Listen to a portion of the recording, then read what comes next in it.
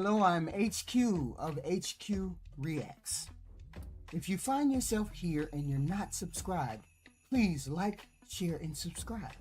If you find me on other social media platforms, please follow me, like, share, and subscribe. We are trying to get to 5,000 subscribers. So, you can catch me on Facebook, YouTube, Instagram, and TikTok.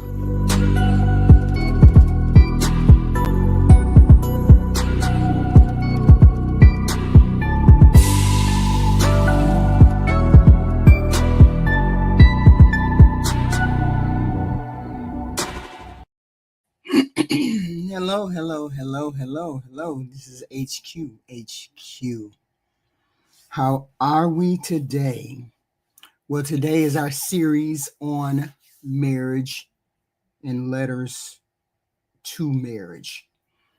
Now, somebody asked me the other day about what does it take to face challenges, and tribulations and trials in the marriage.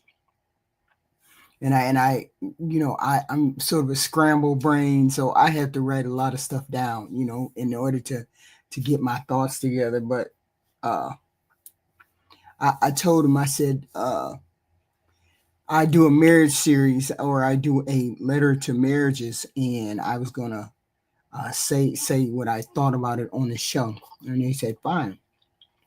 So I said to them, I think when you face trials and tribulations in marriage, it requires, the emotional maturity and humility and commitment to grow, both individually and as a team, because you don't stop growing when you get married. And a lot of people think that you just stop and that's the only thing that you do when you get married is be married, and you forget that there's other things that have to go along with that growth, right?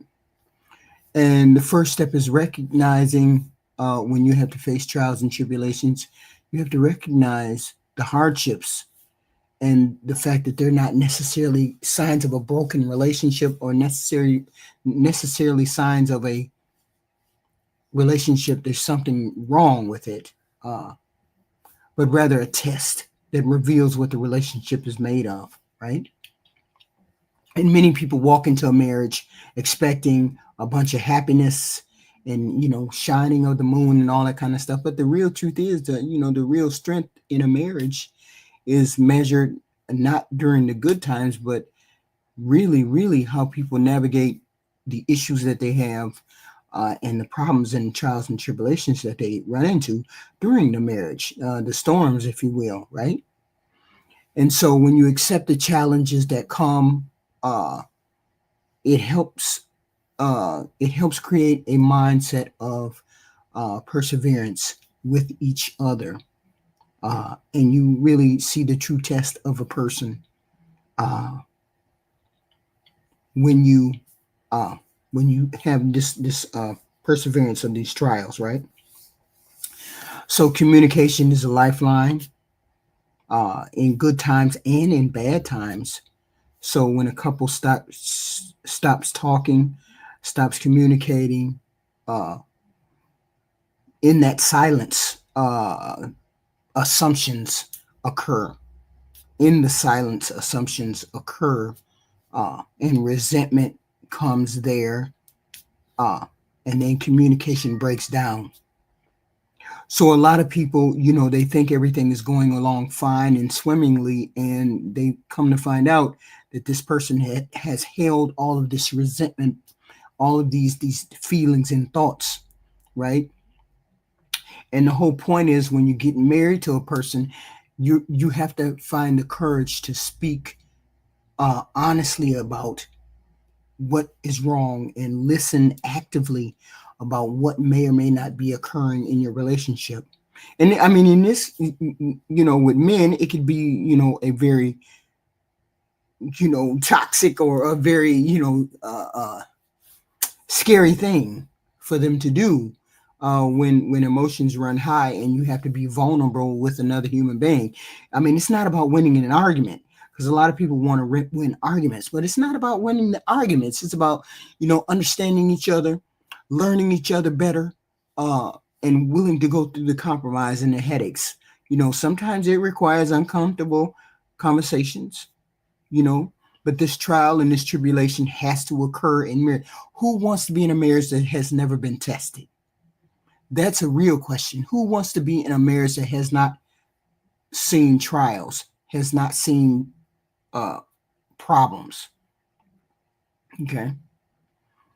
But the whole point is that you have to be willing to revisit bad habits, bad communication, things that have happened in your past, being able to have accountability, holding accountability, uh, giving people grace. And this is the whole thing that builds the intimate, uh, emotional intimacy that you must have in your relationship in order for that relationship to continue on, to have that care and that respect. Okay. Another vital piece when you get married, there's unity. When facing, external problems, you have to have unity. When you have financial stress, family interference, illness, job loss, job change. I mean, it's easy for, couples to, bitch and complain to each other. You're not doing this, you're not doing that, da da da da da. Okay, instead of standing with another person and standing with that person and understanding that you're in this together, right? But when you have those kind of trials and tribulations, couples have to say, they have to say it's the problem versus us, not me and you against the problem. It's the us versus the problem in the relationship, right? Not me against you. And that shifts a lot of people's mindset when they begin to understand that uh, the energy is to blame whatever's happening, not the person. Okay. Unity doesn't mean you always agree with your spouse, but it means you're committed to working through it together and not walking away at the first signs of difficulty. Right? Forgiveness and grace are non-negotiables in a marriage. Every marriage will face moments where one partner falls short. They might have 20 to give to the relationship, 20% to give to the relationship, and you got to be able to take the 80%. You got to be able to pull the 80%. So, and when people get into situations where they start to blame each other, they say harsh words. They're leading in anger and selfishness, and they tend to pick at another person, so they hurt as much as they do.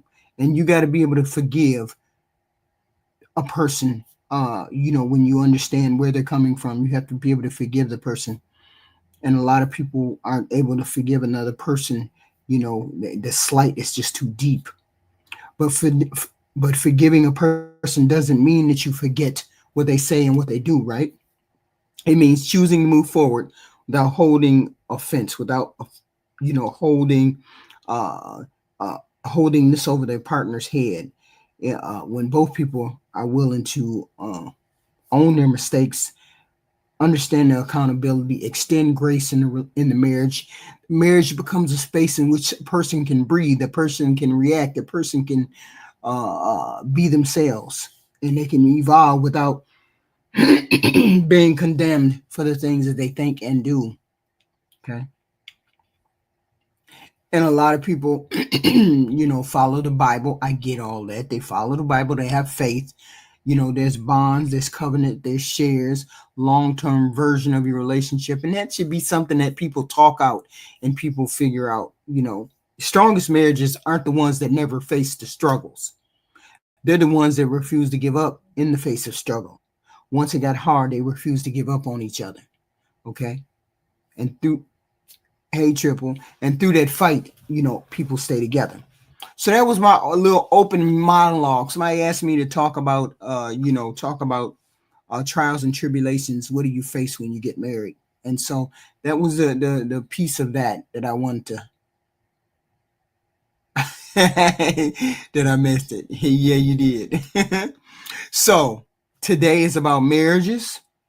Today is about, us reading a letter here and there about somebody getting married, and then them running into problems when it was marriage, when they're in their marriage.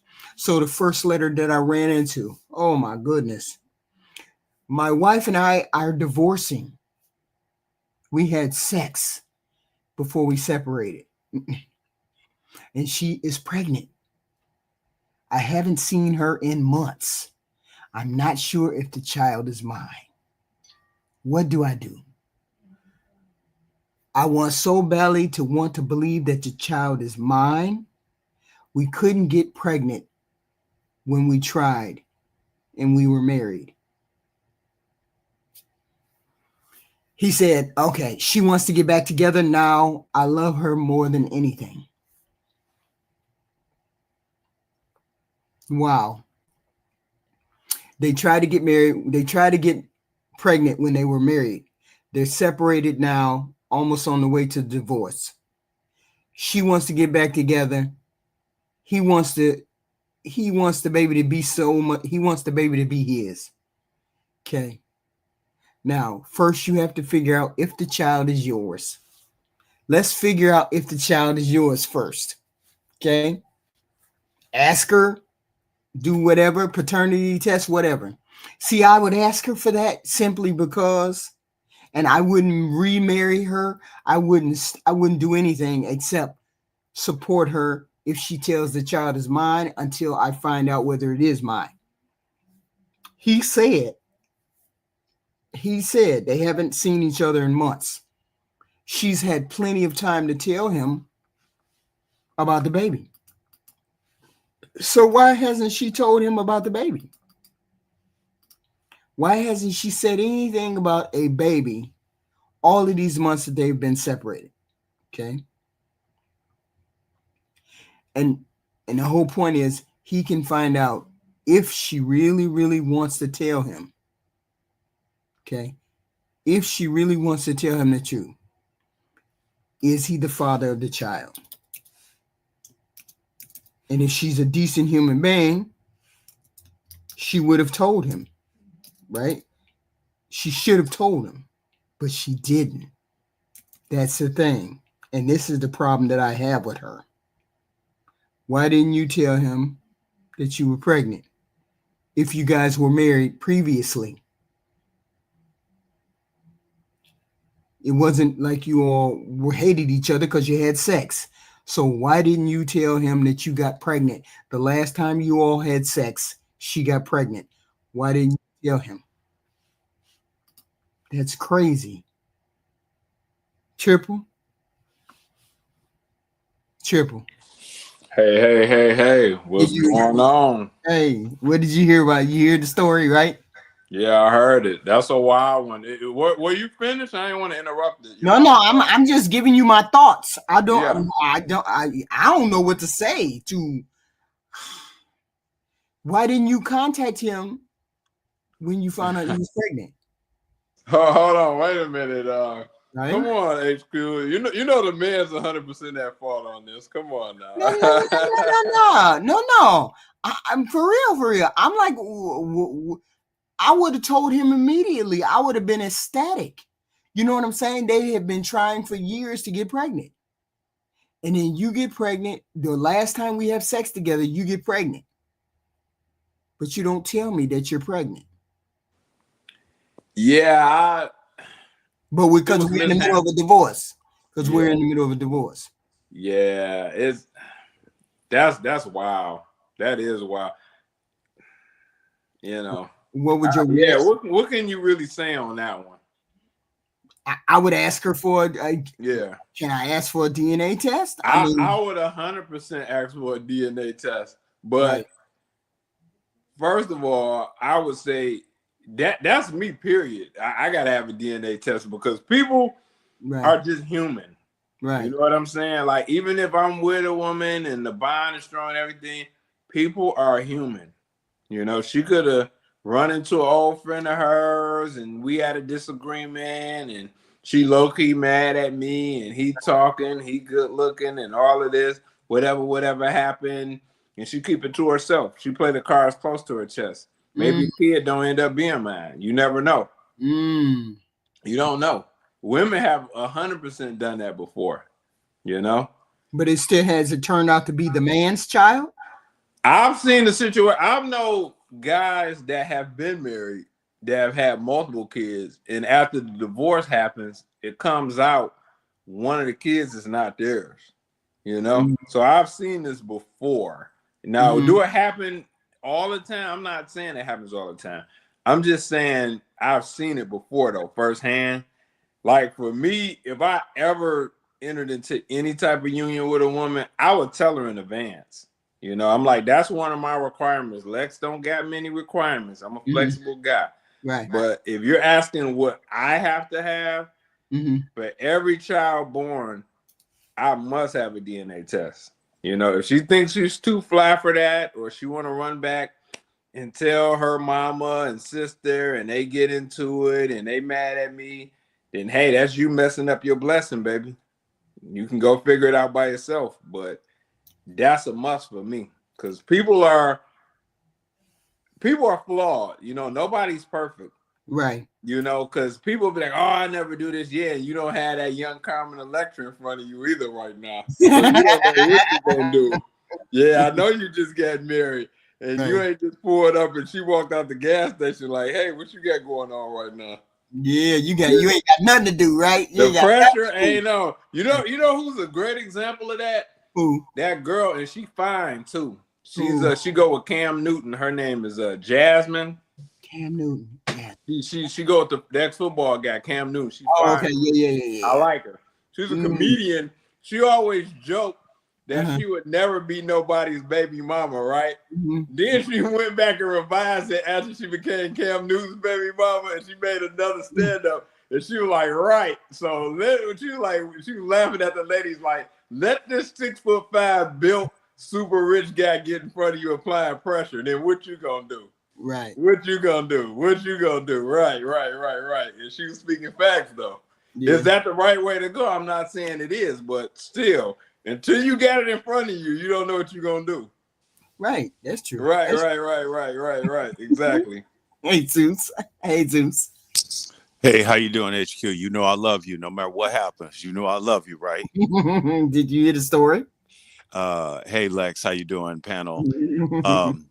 Yeah, I heard the story, and to me, take the people out of the story, and I'm just gonna say, couple is together, they have a tumultuous relationship, and then they get ready to break up, and they have a baby. This ain't new. This story ain't new.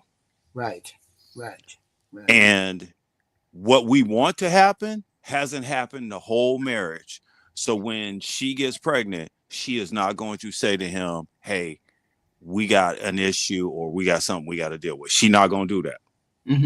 She's going to do everything she can to, like, if he says, hey, how come you didn't tell me you were pregnant? She's going to say, you couldn't see it. And she's never going to say, this is yours. She's going to say, what kind of woman do you think I am? Because men control the relationship. Women control the sex.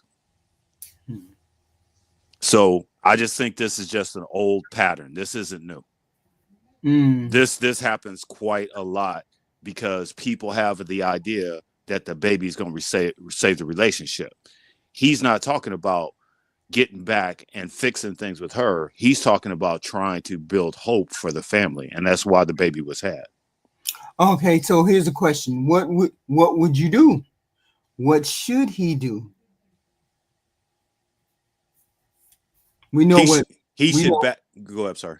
No. I was just gonna make some more context, but tell me. Go ahead. I want to hear all your context. I don't want the context afterwards. So my thing is, why didn't she say anything to him about the baby? Why didn't she say anything? But he somehow ran into her, and then she was pregnant. And you ran into her, and then she was pregnant. What do I do? She didn't have the leverage. Like if we breaking up because things ain't going right, and then all of a sudden we have this amazing sex, this miracle happens. She switched the leverage. Now she has the leverage. Yeah. Rather than her be accountable, I'm going to use that word. I know it's a very hard word. Accountable.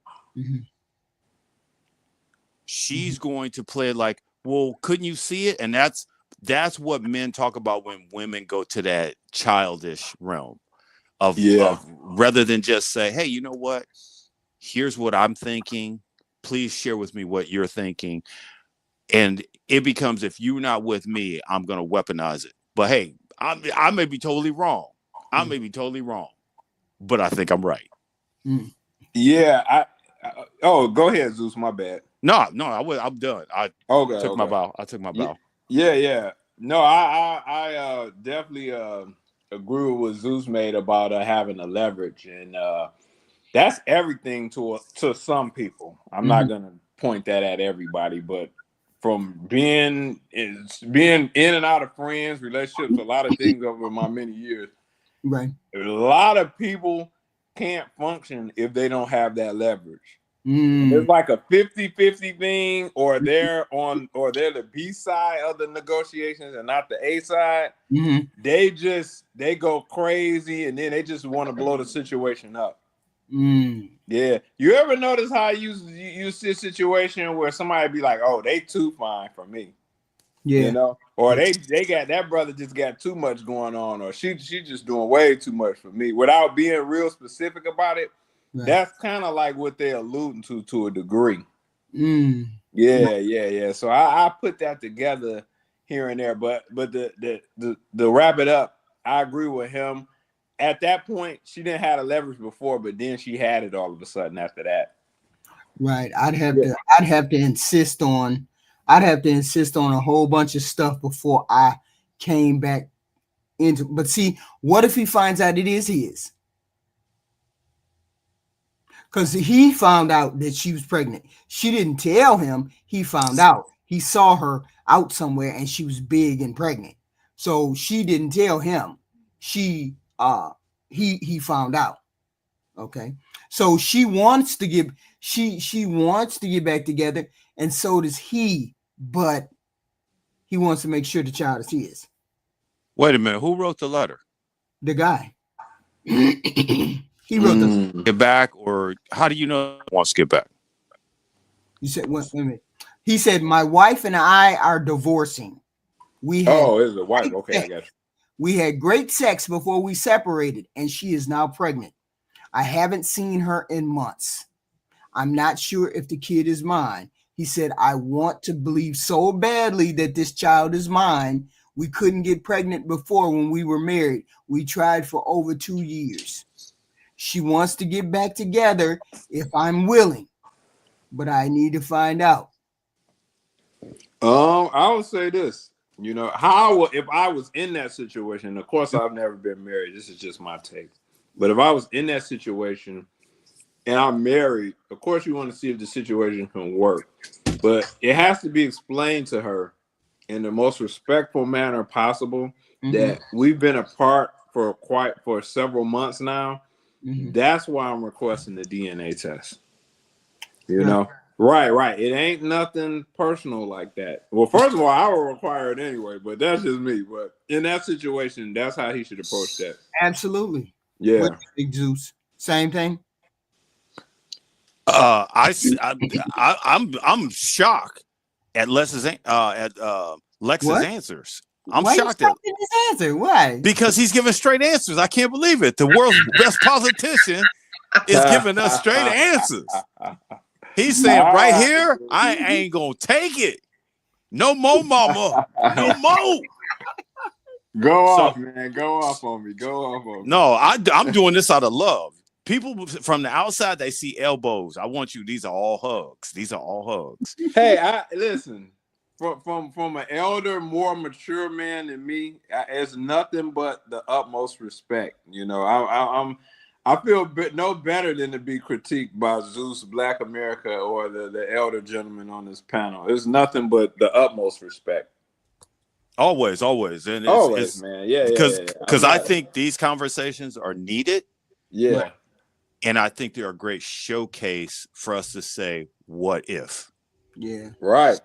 Okay. Right. So to me, I've been in these type of situations, but I've not been in these type of situations.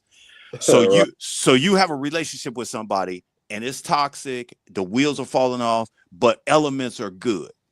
Right. Things work. Certain things work. And when you break up or you get to that point where it's called crisis relationship, where it's so critical, everything is critical. When you try to put it back together, they both have to go to separate corners and say, what do I need to function properly? What do I need to drop to function properly? What am I doing that's annoying? What do I need? Is it date nights? Do I need to hear the other person out? Do I need to validate the other person? So what I'm saying to encompass things, they need to say, what can we do to build a better home for the kid and flourish ourselves? They cannot go in with the me attitude, and they cannot just say, well, we're going to stay together for the baby. Because that's 8 years of nonsense. I mean, 18 years of nonsense. Yeah. It would 18 years of nonsense. Right. It would be much better if they Damn, said, man, that's funny as hell the way he said that. know, right? He said it's 18 years of nonsense. Yeah, I didn't think of it that way, but it is. It's 18 years of nonsense. If you get married, if you stay married and get married for a kid, yeah. No, I'm saying I agree. I agree with you. Yeah. I'm not disagreeing. Yeah, but the phrasing was wild. Yeah, the way he said that, yeah, it's funny as hell. He's like, this is a bunch of nonsense. I'm sorry, Zeus. Keep talking. No. I think you guys get the sentiment. What I'm saying is, and a lot of times we need models. Yeah. Sometimes we marry people, and then we have our counsel to be single friends. Right. And single friends, it's Reddit. If you ever throw something on Reddit, the first comment is, I would divorce him because he leaves the peanut butter open. Right. They just go critical mass on everything. So that would be my thing to say. Right. How can we learn? I'll send you a list. I know I keep saying I'm gonna send it to you, but it's a list of how to fight fair. Yeah, I didn't know how to fight in arguments. I went for the jugular. I love you, HQ, because you said something that I think should be done that people don't put into words. You say, I'm not going to yell and disrespect another person, and I'm not going to be yelled at and be disrespected. Right. AKA, I didn't know this. I learned this from my white counterparts. Hey, let's table this and we'll come back to it later. I didn't know you could stop an argument. Black people be in an argument for 24 hours. Nobody wants to first of all, it's just no humility. Yes. There's no humility. And and it's not taught or like fostered in these households. It wasn't my household, but like even like people I'm related to, like when I go to their household, I can see why none of them have that just from talking with their parents and then witnessed their parents. Like even when they get outed for something and they're found wrong, there's no apology. Nobody is like really laying it on the bricks and saying, hey, this shouldn't have been done like this, or that's gonna happen to everybody, because nobody, no matter how old you are, can be right about 100% of things. It's just not gonna happen. And it's like it's not taught or fostered in this community like that. And that's bad for relationships, because it gives a precedence that my kids and or me are never wrong about anything. And if you've done dirt, you just hide out for 6 months or whatever. And then when a holiday comes, you can just pop back up over there. That's bull. It's nonsense. You know what I tell people? I tell a lot of people, learn to say, I am sorry as a knee-jerk reaction. Learn to say, I'm sorry. Because if you learn to, a lot of people don't want to do that. A lot of people have a hard time doing just that one little those two words, I'm sorry. And a lot of things, a lot of fighting, a lot of conflict can be this wind could be taken out of a lot of people's sails when you learn to say I'm sorry and actually mean I'm sorry, not particularly because of the situation, but because not particularly because of something you did, but because of the situation. I am sorry we are here right now having this conflict. Okay, because a lot of people, the conflict is just go. See, I can't see the point in arguing. In a relationship, arguing back and forth, back and forth, back and forth. I get to the point where I gotta beat you in what you say, and you gotta beat me in what I say. I just never saw the value in that because I always thought to myself in the middle of an argument, in the middle of us having a conflict, I always thought, I love this person. I love this person. I don't want to hurt this person and I don't want to be hurt.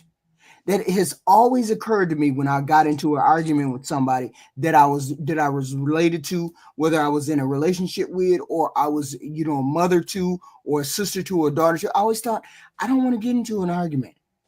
So I learned to knee-jerk say, I apologize, or I'm sorry, before we could escalate, before the relationship escalated. And I get it. People say, well, shit, I'm not sorry. I'm not sorry all the time. No, that's not the point. The point is to let cool heads prevail. So maybe you have your thought processes come back online, because you know how you let people escalate, and then people say stuff they really don't mean. They've been thinking about it, but not everything you think about needs to be said out loud. Not every dangerous thought needs to be put in the atmosphere because you can't bring it back. The genie's out the bottle. The genie is out the bottle. Well, yeah, no, I get that. Go ahead, HQ. I don't want to interrupt you. No, it's out the bottle. So when I was thinking about this story, I was like, I get it. She's the wife. The wife will be upset when he asks for a paternity test. The wife will be upset, but she has to eat that because you didn't explain to me that you were pregnant. You didn't let me know that you were pregnant. So how am I supposed to know? You didn't tell me because it's not my baby. You didn't, but you knew how desperately I wanted to have a child when we were married. So why didn't you tell me about the child? So now I have questions. So isn't it natural for me to say, can I have a paternity test? She has no leg to stand on then. Her leverage is gone. Yeah, facts. We've been separated and you come back and you all of a sudden pregnant, then that's simply what it will be. Facts. Yeah. Well, HQ, I didn't know if I cut you off, Lex. Were you finished? No, go ahead. No. Go ahead, Zeus. My bad. I was just co-signing. No. You didn't do anything wrong. So okay. I had a conversation with a buddy last night, and they're BIPOC. So they're still in our same realm. And they had said to me, should they apologize? And it was a great friend.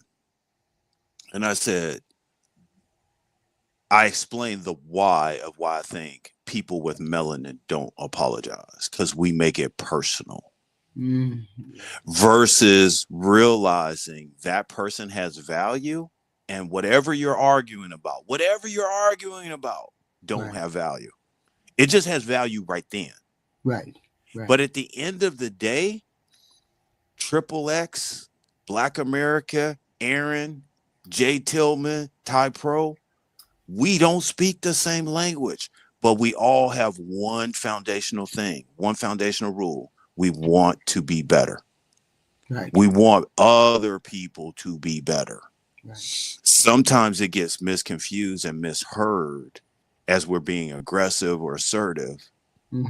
But the reality is, we want you to work past that thing because we struggled with it ourselves and we already paid for it. Right. We paid. Oh, I'm sorry. Go ahead. Go ahead, Lex. Go ahead. Jump in. Oh, okay. No, I was just gonna say, you know what, man? I think a lot of people, especially in this race, they have the attitude that if they do have to apologize, then they lost and you won. And that's their attitude. Like, you're lost and I've lost. He's better than me. He's best than me. He slayed me. I've been destroyed. And he's gotten the better of me. Right. Right. So I can apologize.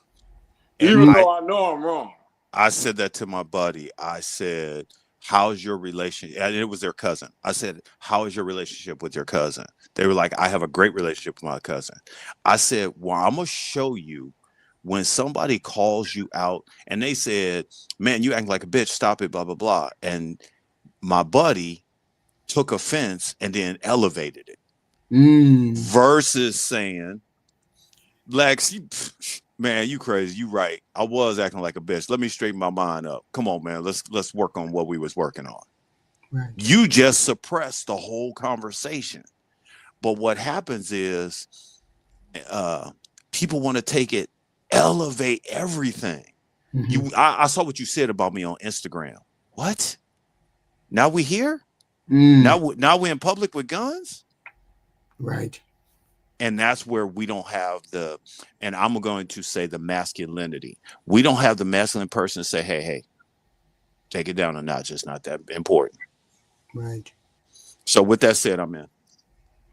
I mean, when you look at people, you get on TV and then they unaliving folks for no reason in public, just because they don't know how to self-regulate, self-manage themselves, learning how to say I'm sorry, or learning how to take accountability for their particular part. I got an excellent example. I got two examples for you. Go ahead. I was I was out cruising my 3-wheeler like 3 years ago. And a girl, we was downtown, traffic all of a sudden went bumper to bumper. I was cruising around down by the casino late Saturday night, right before it got dark. And she was parked.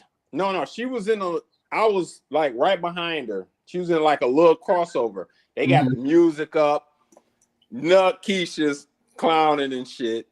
So she backs up to the point where she taps and hits the front of my bumper on mine. I'm hitting the horn. I back up far as I can. They coming back quick, but it's somebody behind me. I'm hitting the horn. Right. They don't hear it. So finally, they back up into me. Didn't really do no damage, but she jump out, and I'm like, do you know what you did? Like, did you see what you just did? And she like, that don't matter. That don't matter. You see what I'm talking about? Right. Now, see, if I was on that type of time, she could have been thrown in the head. Like, I'm not about to mess up what I got going, because it's a hell of a thing I got going right now, and more stuff to come. But that type of stuff could get you unalive with the right guy.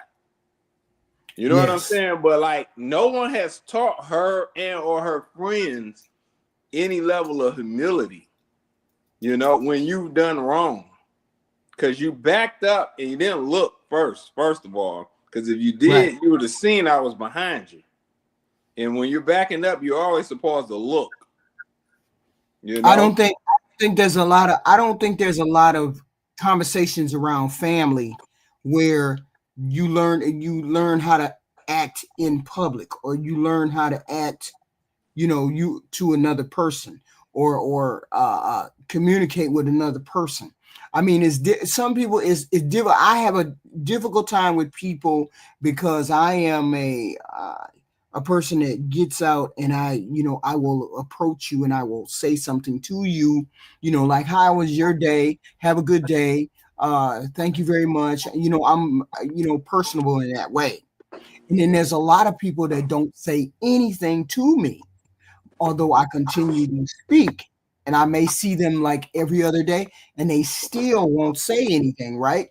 But I force them to do that. So it tells me there's a lot of people out there that need communication beyond where they're at in their life. And that communication will, if they don't get it, they don't get any help with their communication, they're going to have problems in relationships, problem expressing themselves in these relationships. And yet people get into relationships every day, and yet and still they don't know how to resolve conflict when they get into a fight. See, here's another thing I was thinking about the other day. Remember when men say they want fit, feminine, and friendly? When you say Yes. a woman friendly, do you mean that you don't want her not to have arguments with you? Not to have what? I couldn't hear you. Arguments with you? No, Conflicts? no, no, no, no. What that? Wait a What minute. is Hold meant on, by Lex. Hold on, Lex. Hold on, Lex. HQ, what are you doing right now? What are you doing right? I feel that? something right now. Gas. I The feel stove something. is getting hot. He likes the gas. I'm He not likes doing. the I'm stove. not doing anything. I'm just asking. It was a question in my mind when I was taught. When I was, listening to a panel and taught. When I went over to Lapeef and I was listening to the Stop panel. going over there, HQ. That conversation is super low vibration. That's whoa. That's wild. Stop going over there. Anyway, and then I thought to myself, have they really fleshed out the friendly part? Is the friendly part no? Because they were on the Lapeef and they were talking and they were saying we want you to be friendly or nice or whatever. And I'm thinking, would this friendly and nice mean that I can't have a conflict with you? Or are you saying that I gotta listen to you and not have any pushback? Because what kind of marriage is that if you have no kind of pushback? So I'm asking two gentlemen on the panel, what do you mean when you say friendly? Go ahead, Zeus. You got it first. HQ, I don't even know how you got those two things together, but see, you are a sorceress. Lord, you are a sorceress. I'm just trying to figure it out. Don't bless your heart. No, bless your heart. So when we say friendly, okay, just like you wouldn't want Black me America to in the comments. Black America in the comments. What'd he say? What'd he say? What'd he say? Wait a minute. Don't talk shit to me. See? Now, what do you mean when you say friendly? This is what Black America said. Friendly. Don't be when I mean friendly. What does that mean? I'm just asking. I just want clarification. What does that mean? Does that mean what he means, or does it mean something else? It means when I'm Travis Hunter and I had the game of my life, and I fans are telling me, you man, I voted for you to Heisman, and I can see you and your girl having a great future. She don't step on that in public. She understands that's her moment to be the flower and not to be the thorn on the flower. When we having a slight conflict, I put my arm around you and say, come here, I love you. And you don't snatch back. That's seeing peace over conflict. We want our women to be friendly. We want them to smile. When we in the neighborhood, we want them to represent us. But it's no problem with pushback. I don't know how friendly and pushback got even in the same conversation. Hold on a second. I don't even know how you did that. I'm asking. Like this is how I approach conflict or I approach a problem or anything. How you see me is how I approach it. I would approach it offline. I'm not a person that's going to get loud. I'm going to ask. The hands are going to be up. I'm going to be in the defense. I'm going to be in an oppositional stance. I'm going to ask X, Y, and Z. This is what I'm saying. But if I was like, bitch, da da da da da da, you don't want to see that. So why is it that? So is that what you mean when you say friendly? The way I approach it like this, as opposed to the da da da da da da da da, right? I will say this, HQ. I noticed the more we talk, the more I notice women aren't even speaking the same language. Because you keep saying friendly, but you keep bringing up some random bullshit. Yeah, like you can't crisscross those, HQ. Yeah, right now I can hear Ty Pro saying you're windmilling. Yeah. You're windmilling, HQ. Yeah, him and G Honda say that. Yeah, you're windmilling. Wait a minute, but Black America came and I understand what he's saying. Is he saying the truth? He's always saying the truth. Here's what Black America is saying. He gets the big picture, but he also has created his own multiverse. So everybody in his realm knows their rules. When things get wonky, it's still gonna be his rules, and he keeps his rules very blunt, very straightforward. And people say, okay, when I follow these rules, I'm in peace. When I don't, anarchy is not fun. Okay. So I kind of get it. He said, "Don't talk shit to me. Don't X, Y, and Z." But see, don't be sarcastic if you have an opinion. But see, don't be sarcastic. But see, I'm kind of a funny person, and it wouldn't be at your expense if I was sarcastic, but I would be sarcastic at some particular point. So I get the don't talk shit to me. That was just a sideline question. I threw us off. That was just a sideline. It just occurred to me when I was talking to the people, to the panel over there, Lapeef. I was like, hey, HQ. What? Respectfully. I'm sorry. Go ahead. You gonna say what's wrong with the Lapeef chat? I only go over there to that panel. Only person I got respect for is Darwin. The rest of that group, the guy with the bald head, light-skinned brother, the rest of that group, no. And then that one chick on there, she was the worst, man. What was her name? Audrina Triple X or something? I don't know. What a troll. I very rarely watch it. I just, when I want to get a clip and I look at a clip and something might be interesting to say, then I'll look at it. They made Anton quit the Lapeef channel, man. Because it was just so much trolling, and then he kind of went at him hard, like real hard. But he was making videos and everything, and then like they broke the Lapeef channel and Anton broke up, because you remember he was like they front man for a while. No, but isn't that his channel? I mean, No. How it was, to give you the history of it, I believe from what I remember hearing, Anton and Lapeef started that channel, in addition to Anton already having his channels and stuff.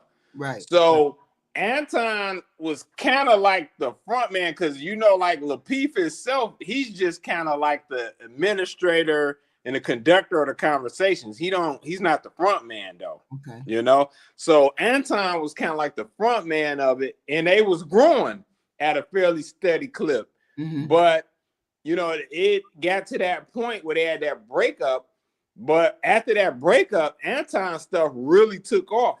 So like if you look at so that was a mistake on their part, because they still at under 100K subs. If Anton would have stayed there, they'd probably be at like 350 now. He just made 100K. I looked at it. They're just making 100K. I think Anton, both his channels is like damn near 500K. Yeah, so, I know one of them is 500K. Yeah, so he blew up, but how he blew up is the him and Angerman, they blew up because of those shorts. Those shorts is what their channel. Yeah. He did, and that's true. The shorts had a lot to do with it, but he could have done that for the Lapeef network too. Right. Yeah, I mean, it's really a formula that they got going on. So somebody just got to copy it. That's all. Yeah. I just it's to each his own. Those combos over there. Mm-hmm. Hey, I don't know. They just, a lot of that stuff they be debating. And then that one girl, what she said yesterday when you played that video, that just took me out. I almost crashed the car. She was like, Darren, you always going at big girls. You just don't know what to do with them.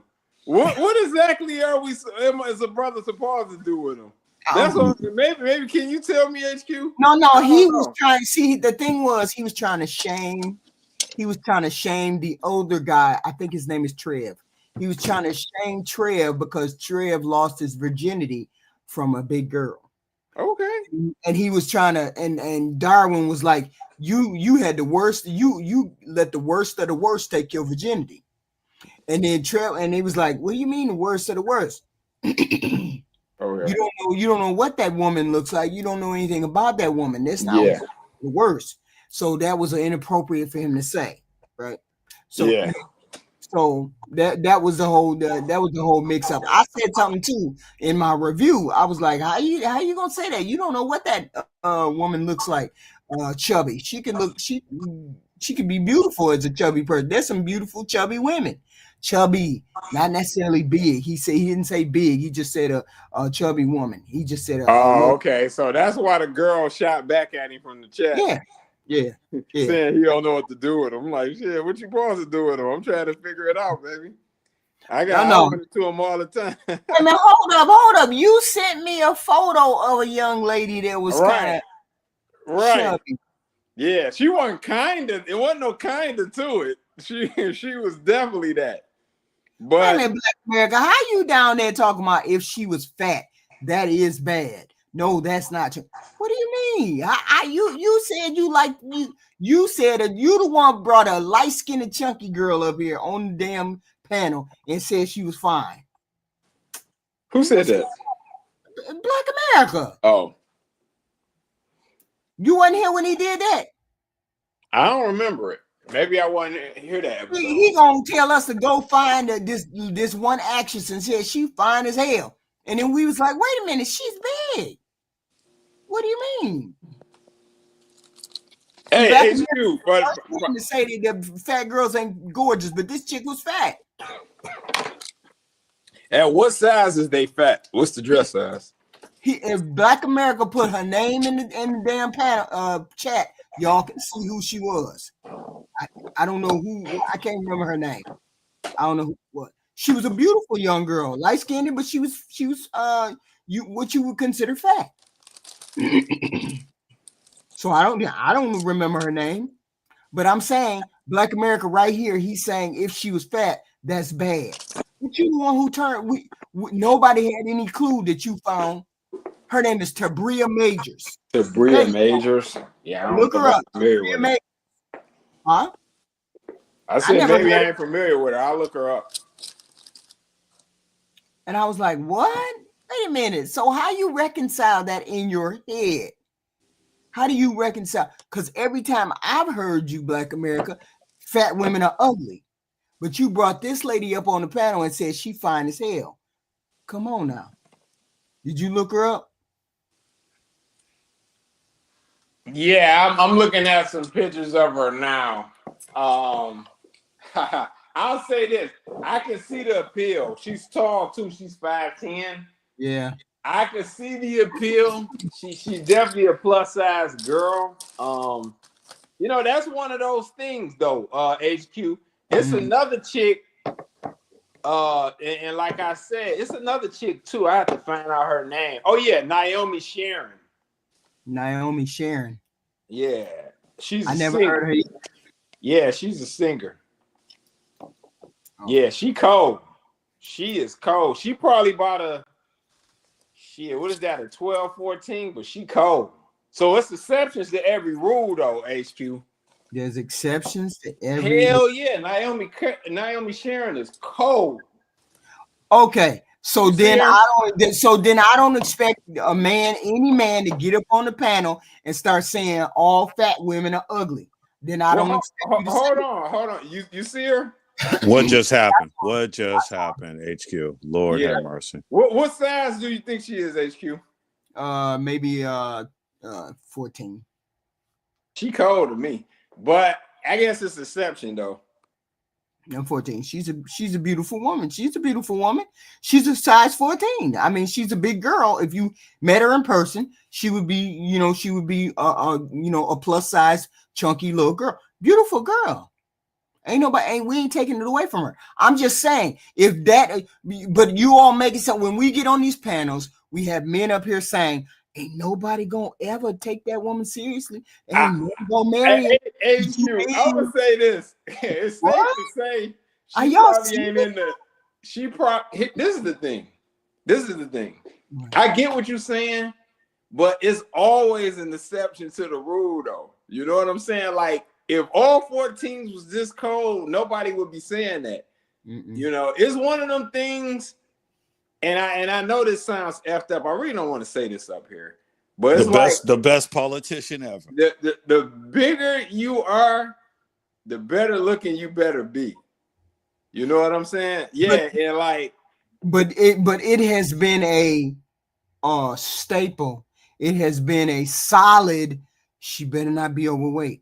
and then that it really because most of listen, you're right, HQ. Most women are average, right. So when you combine that average or below average, and they're like completely out of shape too, that's like a very, very bad combination. But there's some beautiful women that are big. Right. So she got something going though. She's got that she's a beautiful woman. Right. She just happens to be big. And so at that point, you're giving the brother something to kind of work with though. And so I'm saying you will never know who you might be attracted to at one given moment. You don't know that. Yeah, but that. If a guy, if we're speaking for most men that's got themselves together doing something, right. He's not looking for one that's got a hit in every area like that though. You know what I'm saying? One gonna have to give seed to the other. You know, but most guys, I just put it like this: most six-figure guys not looking for an unattractive. Yeah, but we're not talking about six-figure guys. We talking about regular everyday. Most regular guys ain't looking for it either. You're not looking for it. Yeah. You're not looking for it, but that don't mean you don't run into it, and that don't mean you ain't attracted. Yeah, that's. I'm not attracted to. I'm not attracted to most men other than black men. Right. Just this one white guy. I don't know what about. Well, I don't know what it is about him. Just this one white guy. And I would in no way, shape, or form would he be my type. Yeah. Hey, you know it's funny, HQ. It's a funny story behind that Naomi Sharon too. She was doing vocals for Drake. So Drake had the studio at his mansion. And this was like a few albums ago. I can't remember which album it was, but it was like probably 3 or 4 years ago. And Drake had him and her fiance come out to the mansion, right? So he had a recording studio in there. So I guess they stayed a night collectively, and they was playing basketball on his basketball court and everything, man. And the rumor was like that he ended up smashing Naomi in the studio or something while her dude was there visiting. I'm like, man, that's crazy if that's true. Yeah, that is crazy. Yeah, like how you gonna invite your dude out too, and then you end up smashing this girl? That's crazy. Yeah, but then that's the way that they act in that foundation, in that particular area, in the rap area, they do that kind of stuff. Yeah. Right? Shit, wow. Yeah. I mean, that's the. But see, that's the thing. He's and she was a big girl. I'm not saying you're totally, completely attracted to a big girl. That's not what I'm saying. I'm saying you have to open up your possibilities and say, at some particular point, I could be attracted to her. I couldn't. It depends on the girl. There's rich men who like big women, just like there's rich men who like skinny women. Yeah. But here's the thing: if they do, usually, like you say, it's a girl that's an exception to the rule. A girl that's 14, that size, chances are she won't look good as Naomi. You know, Naomi probably looks better than 90% of size 14s. And I saw Lori Harvey, and Lori Harvey didn't look bad when she was big. She looked decent enough. Yeah, she's already a gorgeous girl, so I could see her with some weight still being attractive. She weight on her, and she was an attractive woman. I was like, oh, okay, Lori Harvey used to be big, but once she was big, she lost that weight, and then she got into shape. She was doing her thing. I ain't mad at her. Love who you love. This planet is full of people. It's billions and billions of people on here. If you can't, the way I look at it, if you can't find somebody to love, there's a problem with you, because most of us are average. Most of us are average, and most of us can find someone. Yeah. No, I get it. Yeah, I ain't a guy to have a lot of requirements. I just like them in shape, though. You know what I'm saying? And I'm not pushing back on that. That's not what I'm saying at all. What I'm saying is, with the world the way it is, when you can't find something, when you can't find love, and you find love, and that person doesn't look exactly how you thought they could. Yeah. But came in this package. you got to run with it because most people ain't gonna find that one true person that you know that they want in their life. Okay. Can you find love in a 5'6" guy? Yeah, I Uh-oh. probably. Uh-oh. Can Uh-oh. you I probably find could. love in a 5'6" No, guy? that's what I'm saying. I Average can. looks, I'm skinny saying I build. can, but I'm Will can't. you though? But most of them don't. But most of those men don't approach me. Well, what if one did? What if one did? 5'6", skinny build, and average looking. Okay, let's be clear. Yeah, I'm just asking. Let's be really honest. My husband was 5'8", Right. but he was like 180 pounds. He was muscle. Right. Big. He's muscular. You said that, Oh, yeah. we have to accept that 185, 190. Oh, Wait a minute, hold on. go ahead. 180.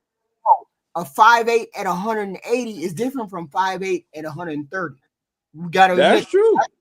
Okay, so being short, you have to be a little bit proportional somewhere else. You can't just be short and skinny. Right. So now you're have a agreeing little with me.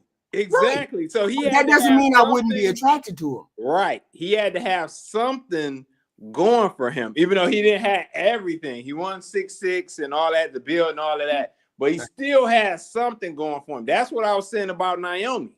Right. You know, she not a size 8. I mean, I would take a size 8 Naomi before 14, but she's a gorgeous girl. Right. You know, so she definitely got the looks is still looking. Yeah, but you would have a really, really, really hot chick if you got her at a 14 and then she lost it down to a 7.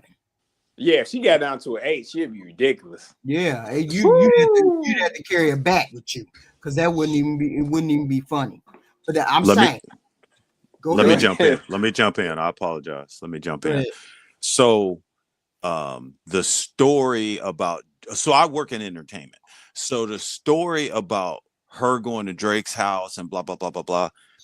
Sometimes you need a story, even if it ain't true, to add to the cult part of the entertainment.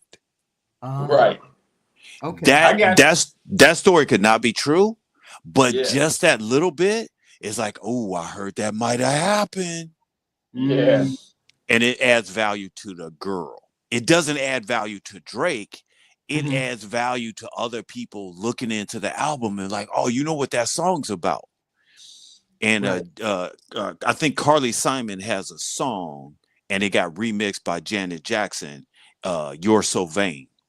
Well, the song is ambiguous, but everybody connects it to everybody she dated.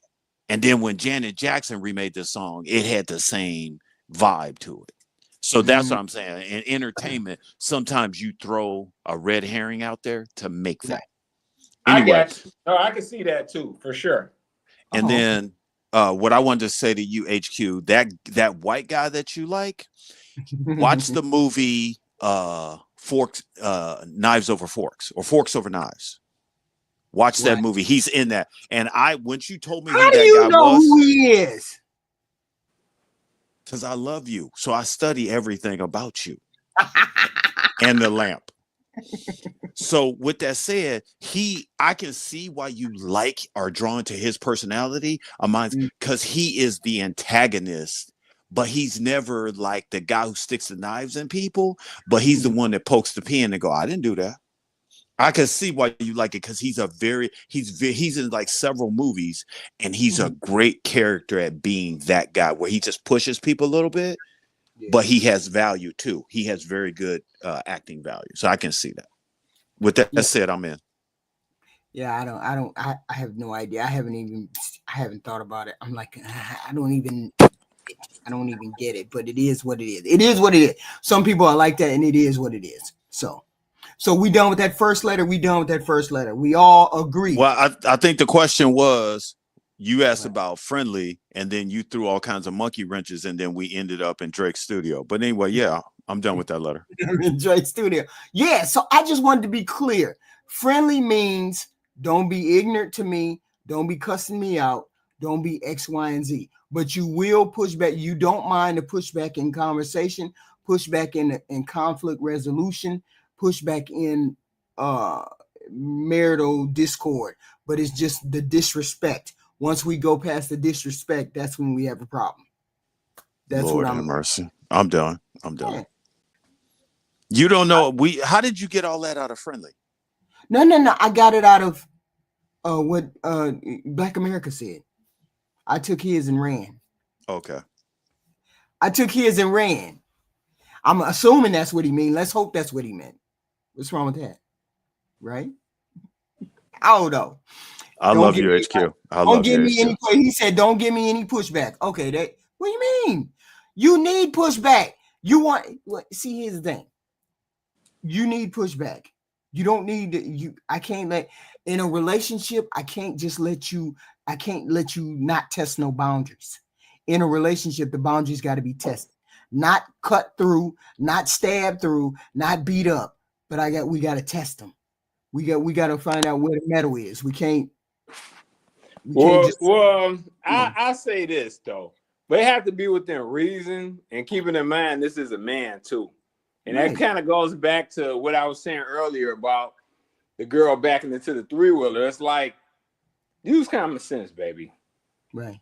You know, this guy that stepped out of here 6'4", chiseled in an MFer, and you're acting and talking crazy. Like, right. Yeah, that's not your people should be ashamed on how you handle that, because you can put yourself in serious risk.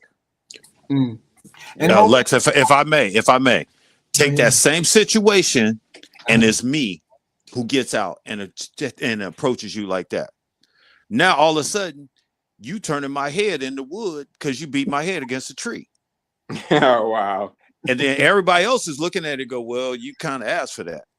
AKA accountability has come into the room. I approached you with conflict. You answered with solutions. Right. But that's where I say women tendencies are not to be accountable. AKA, let's back it up in the story. And Lex say the end of the story was there wasn't no real damage. So when the ego got in front versus saying like, hey, can you show me how to back up again? Because I think I got ahead of myself and I see I hit your stuff. That wasn't my intention. AKA, I'm sorry. Take this time and make it a coachable moment or a teachable moment. But instead, they was in their feelings and they was going to cause something to happen that nobody wants to happen. That's what I see in those situations. Right. With that said, I'm in. Okay. With triple situations. Yeah, but no, I get it, and I guarantee in that girl's household, as it was taught, if you have to admit you sorry, you lost. Right. And that's not only in her household. That's a lot of households. Oh yeah. Just like I mentioned earlier, it's family member for household, let alone hers. For sure. Right. And there's no accountability there. So how do we run into people, or how do we avoid people who don't want you already know it's a red flag from the jump. When you get into an argument, you get into discussion, and then they don't know how to back down, or they don't know how to say the right things. And it's like most of us know how to say the right thing. I'm going to speak to you because I don't want to hurt your feelings. So I'm going to try to say the right thing from the beginning. Some people don't try to say the right thing. I'm saying, how do we avoid these kind of people? How do you avoid these kind of people? HQ, you owe me an apology. I want to hear you apologize to me right now. Apologize. I apologize for what? Show people how to do it. Go ahead and just apologize to me. We just role playing right now. Right now, we just role playing. Oh, okay. Yeah, that was great. How about if I role play for you? Okay. I'm just trying to figure out a way to say. Oh, wow. To say I'm sorry, because I'm sorry. To say I'm sorry would be insincere if I don't have any kind of accountability or anything else to back it up with. So I was trying to figure out how to do that and then make it sound sincere. Yeah. Anyway, so hey Lex, I'm gonna apologize to Lex. How about that? I do it that way. Okay, go ahead. Hey, Lex. Hey. Go ahead, I know, man. I hit the vehicle. That wasn't my intent. I know you yelling. Hey, you yelling. First of all, that's my fault. 100%. I'm out here in the wild. I'm a city kid. I'm feeling myself right now. You got nice stuff. I got excited. Let me just stop everything and say I apologize. That was not my intent. And you probably was yelling at me. I couldn't hear you because I was just feeling all the moment. I thought I was in an action movie. I am not. And with that said, I apologize. Brother, can you give me a quick 2-minute course on how to handle this thing a little bit better? And once again, I apologize. It was my fault. Well, hey, man, that's much appreciated, man. Things happen. It's understood. I got the utmost respect, and you've approached this from a real stance of humility. So I respect that, man. Thanks. Like America. I appreciate it. It's all good. He in the chat wilding? Yeah, he in the chat wilding. Okay. Yeah, but that's a good apology, Zeus. Simply because it's like you took accountability for it, and then the other guy had no choice but to accept your apology, had no choice but to accept that you were taking full responsibility for what happened. So you know what I'm saying? Once a person knows that you're going to take accountability, once a person knows that you're going to take the wind out of their you took the wind out of their sails, they usually calm down at that particular time. But that usually doesn't happen when it comes to women, because women always want to hear you on the floor saying uncle. Right. And then so going, and thank you for that, HQ. Lex, thank you for role playing. When I was talking to my buddy, I was coaching him, like, don't keep the emotion in your apology, but not the personalization. Mm-hmm. You don't lose because you apologize to somebody who's been helping you your whole life. You just, when it's going in that thing, hey, you know what, man? Let me take a second to apologize. That's not what I meant to happen. Because the next thing that's going to happen if you don't apologize, everything becomes unglued. And now all of a sudden, Lex and I are out doing MMA wrestling and throwing sticks at each other and throwing rocks, and everybody's like, damn. And now we on YouTube and we a YouTube short. That ain't necessary. I vote no on that. I know that's right. What'd you say, Triple? Where'd you go, Triple? Triple? You just there I go. Yeah, I was hitting a set of push-ups. No. Yeah, I was gonna say I agree with that. Yeah, okay. It's the humility is needed. It needs to be taught. Humility can end up saving your kid's life. Right. You can get into it with a police officer that's having a bad day. You don't know. Right. You can end up like that couple in that mall, and the guy came to them and he was determined that there was going to be a reaction, there was going to be a fight, there was going to be a confrontation, and nobody could stop this person from doing whatever they were doing. Because I don't understand the whole situation, but I understand that he unalived both of them. He did. And, and he's jealous ex-husband. It was a jealous ex-husband? Yeah. It was two different situations. You talking about the situation where they was in Vegas on the strip or in the restaurant? He was like either Mexican or he looked Mexican or whatever. I think that was the one where Mexicans might have been involved in both of those situations, but I think that might have been the one where he was the ex-husband and she had got a new boyfriend. And this was a couple. They were married. The man and the woman. That was the other one. That was the other one when they was in Vegas on the strip. Right. Yeah. Right. Yeah. All over a beef. All over a beef. Yeah. Right. Yeah. So. And I'm saying now he done lost his life. He took 2 lives. He done lost his life. What do you have to look forward to once you've done that and you don't know how to regulate yourself? We're trying to get people to learn how to regulate themselves, regulate their emotion, regulate how they approach relationships, how they approach a man-woman dynamic. If you don't know how to regulate yourself, you go off the deep end on a lot of things. And I know for a fact, when a woman is upset and she want to scream and screech and holler and all that, ain't no man gonna be able to say. Only thing he gonna look at her is she crazy? Is she she's so screeching and hollering that she's unreasonable? And this is how people lose their marriages. Yeah. People lose marriages. You lose relationships Yep. because it's not that there's anything wrong in the relationship, except you don't know how to regulate your emotions when you get to feeling overwhelmed or stressed or mad. And every time I turn around, you swinging on me. Every time I turn around, you call me a bitch ass ninja. Every time I turn around, you say, but this is what I'm saying. This is how men walk out of relationships. Because 9 times out of 10, you ain't finna swing on him too many times, right? Because he gonna tell you not to do that. But you're darn sure could call him a bitch ass ninja and call him X, Y, and Z. You know what I'm saying? And you get tired of that. Men get tired of that. So I know women with the mouth. So I consciously decided that I would not do that. As a kid, I would not do that. My parents didn't do it.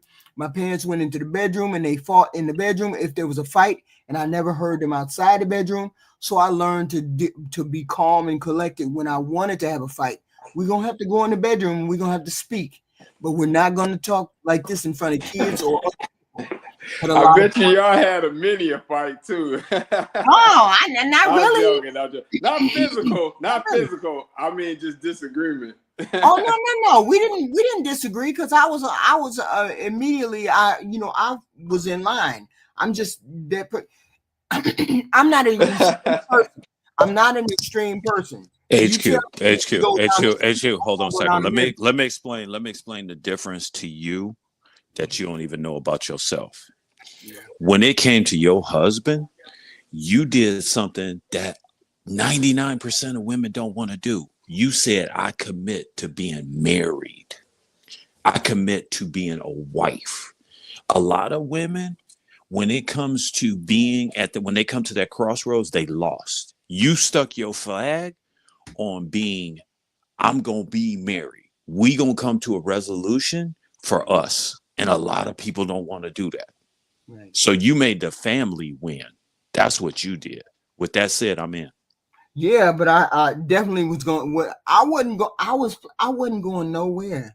I had 4 girls, and I wasn't raising 4 girls by myself. Just wasn't going to do it. Hey, HQ, that's extremely smart. I got a chick. No, she's not my chick. Just a chick I work with at the part-time gig. Right. She got 3 girls, and she just got divorced. And they younger. I'm looking like. She's just like, I'm not happy. I'm like, but we have to agree. We have to agree. When you have a house, look, if I'm in a house and I got 3 young girls, I have teenage girls, I have, varying ages in girls, and it's just me.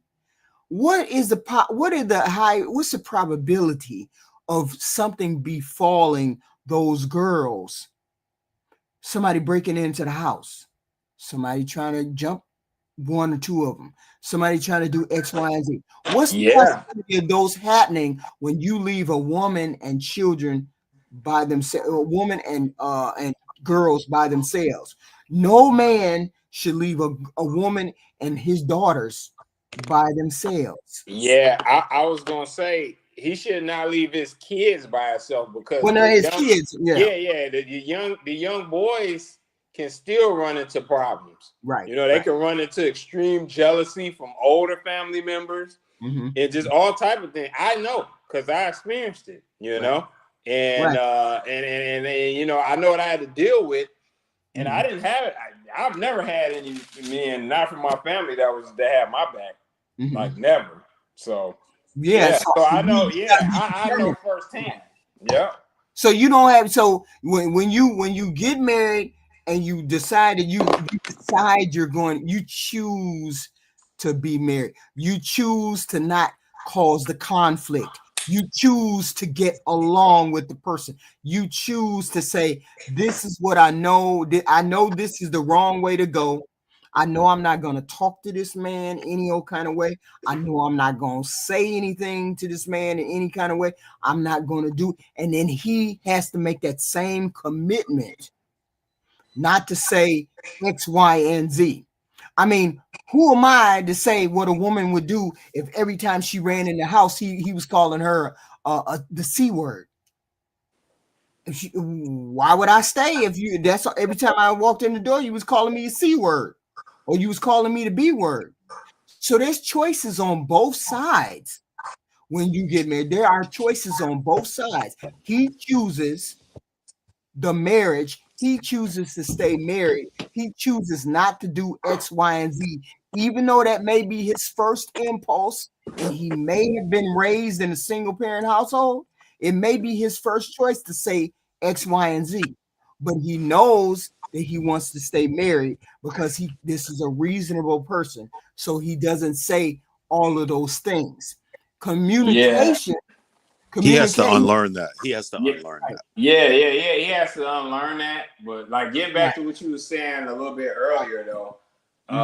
Just the reality of it is that in those situations, the man is needed. At least, even if he ain't still with the woman, the fact that that guy is still around, like he's around several times a month, they know just because I don't see this guy now, he's gonna be back in a few days. You know, people when people know you don't have that, they get emboldened. Right. Yep. When you get that, it's a different thing. I'm not gonna even go into extreme detail, but I could really go in on that subject. Yeah. See, I definitely said it. I just made it. I just said it in my head. I just said it in my head. Yeah. I'm not gonna be in a house alone with 4 girls.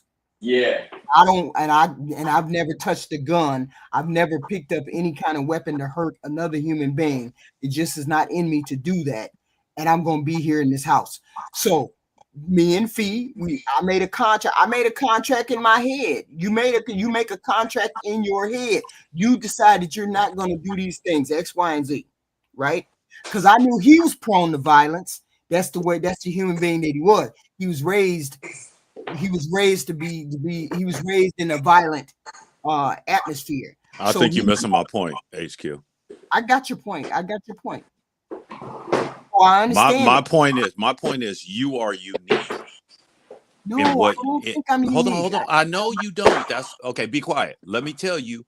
Okay. I'm telling you, respectfully, you are unique with you holding on to that as your foundation and your roots. A lot of women got 20 requirements, but they don't have that foundation of those couple of things. Your husband, as rough as he was, he had I'm gonna stay with this woman right here. And he had to unlearn some things that was his nature. But that intestinal fortitude, I'm gonna work through it. He had that. Every guy don't have that. Every guy don't have that focus. There is something that happened to him. He ain't never tell you what happened, but it happened. AKA something happened at the prison where he said, I'm gonna change my job and do trash. Right. He knew how to handle those things, but sometimes you realize you're gonna be at the prison and get caught up in a situation that could change everybody's life. So he came to you and he didn't tell you the situation. He said, I'm going to change jobs, because he could trust you with that, but he didn't want to put the demon on your plate. So those are unique situations. You might look at yourself and say, you're not different. You're not this, but you are a unicorn because those simple things you figured out. A lot of women figure it out when they 50. With that said, I mean, I'm just Black American why there's no coming back from a woman calling. Yeah, absolutely. I believe that. I believe that totally and completely. There's certain things that'll you just don't say. You just don't say that. And women find it very easy to say those kind of things, not thinking that they're emasculating people and driving people into a corner. You just don't say certain things. Make a list. I tell all the women, make a list of the things that would piss a man off quick. Names, things that would piss a man off quickly. And just don't do those things. Hang it on your refrigerator. Promise yourself you won't do those things, because it's learned behavior, and you can unlearn those kind of things. You can unlearn not saying those words. You unlearn saying those words. Where would they learn? Where would they learn what offends a man? Where would they learn that from? It would have to be from their father. You see what I'm You saying? said It what? would be from their father. Mm-hmm.